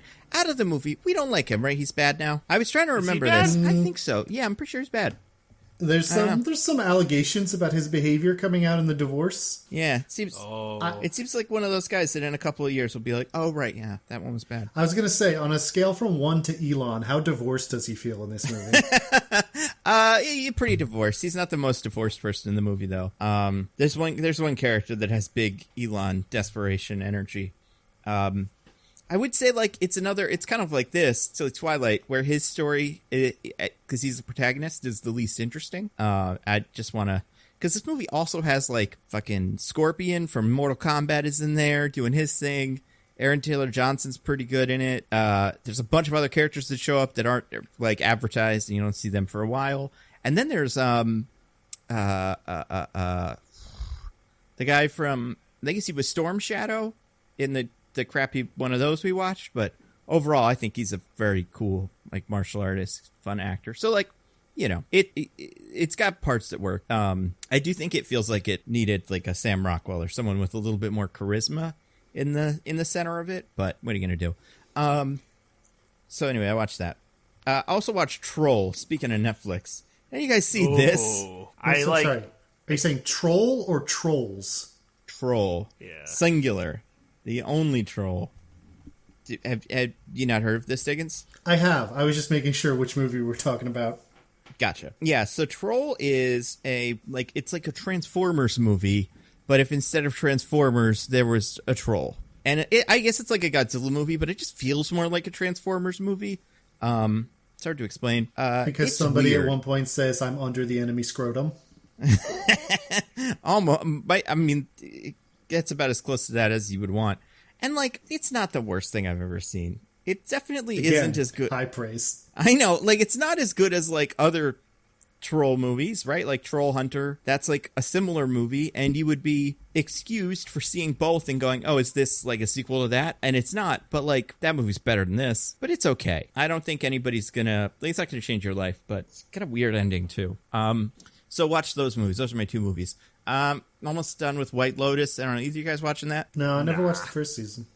Neither did I. And then I was like, I'll give this one a shot. And I think it's pretty fun. For book club this month, we read Alan Moore's Miracle Man, which I had no idea what this guy was before. But basically, he was a knockoff Shazam that existed in the 40s when they stopped making Shazam books, but it was popular, so this guy in England was just like, we'll just call him Miracle Man instead, or Marvel Man at the time. Anyway, Alan Moore took this guy in the 80s and did what really did seem to be the first, deconstruction of a superhero book, where it's like, oh, what if he's sad and stuff. And it's pretty good. I think it's very interesting, and it's just, an interesting, I don't know, relic of a bygone era. Or, I guess it's interesting because by comparison... everything else seems quaint, you look at this, or it looks quaint by comparison. You look at Watchmen, you look at Mr. Miracle, you look at Animal Man, you look at a lot of these really subversive, ooh, what would comic book characters do in the real world? And this is the first time anyone took a shot at that, probably. So it's interesting in that regard. Also, an insanely graphic, a sequence where a character, a miracle of birth sequence, which I was shocked in a comic book. Anyway, that book's fine. And then the other thing, I've started playing a game that I had on PlayStation. I was looking for something to play on PlayStation, and I was like, oh yeah, there was that game. I started playing Infamous 2. You guys ever play these? Oh man, yeah. Bringing me way back. Yeah, speaking of Seattle superpower people, this one takes place in Seattle. And that's true. You're a bioterrorist, and you have all the powers, and it's they're all the same. But I don't know. I have a lot of fun with this. I could play these games for the rest of my life. Just open world games where you get a couple superpowers, you kill some guys, and you go do that again forever and ever. Amen. So yeah, I was almost more excited though because I thought this was the one that's in New Orleans, but I guess that's the first one. Yes. But I'm enjoying this one as well, so I would recommend it. I'm surprised you haven't played Midnight Suns yet. I'm waiting for it to go on sale. It's going to be one. I will play it, I'm sure. But yeah, that is a Black Friday or Games with Gold or whatever, one of these. But yeah, fair enough. One of these days, though, I will. I'm sure I will play it. I will say, I think it's, I don't know if that's true. Yeah, no, I'll say it's probably it feels like it's a last generation game. But otherwise, the gameplay's pretty smooth. I think I was expecting it to be a lot worse, honestly, because it's just oh, I'm used to get better games than this, but it's good enough. So yeah. What are we doing next week, fellas? Avatar. The last Airbender. Avatar. Exactly. I'm excited. Are you guys excited? No, I'm happy it's on Disney Plus, so I know how to get it. Wait, it is? Oh, the first one. Yeah. I was damn, they're really giving up on this franchise, huh? Yeah, can you imagine? The first one goes no way. straight to Disney Plus. There's no way James Cameron would let it happen. Yeah, that's true. He would. He's here to save the fucking movies. Mm-hmm. Oh, man. Honestly, I am very interested in... I guess I haven't watched Avatar since 2009 when it came out. I'm very interested in going back and, seeing what that movie's like 13 years later. Me too. Maybe it's good. Maybe, I don't think it's bad. I think at worst it's, fine, Yeah. I think that's probably true. We get it, Diggins. You love Sam Worthington. And you're just I fucking love Sam Worthington. We get it. Yeah. We get it. You got me. I can't help it. He's just the best. You know, his full name is Samuel Henry John Worthington. He has 3 first names. Not allowed. You can't have 3 first names. It's too many. He does. He's Samuel Henry John Worthington. I don't even trust people with 2 first names.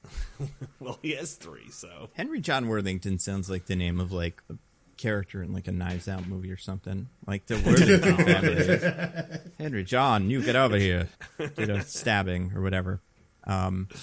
So, yeah, those. We'll talk about Pinocchio, too, because that's next week. But, yeah, Avatar and Pinocchio. Big week. Woo. Big week. Do we have anything to plug? DJ, what about you? Nope.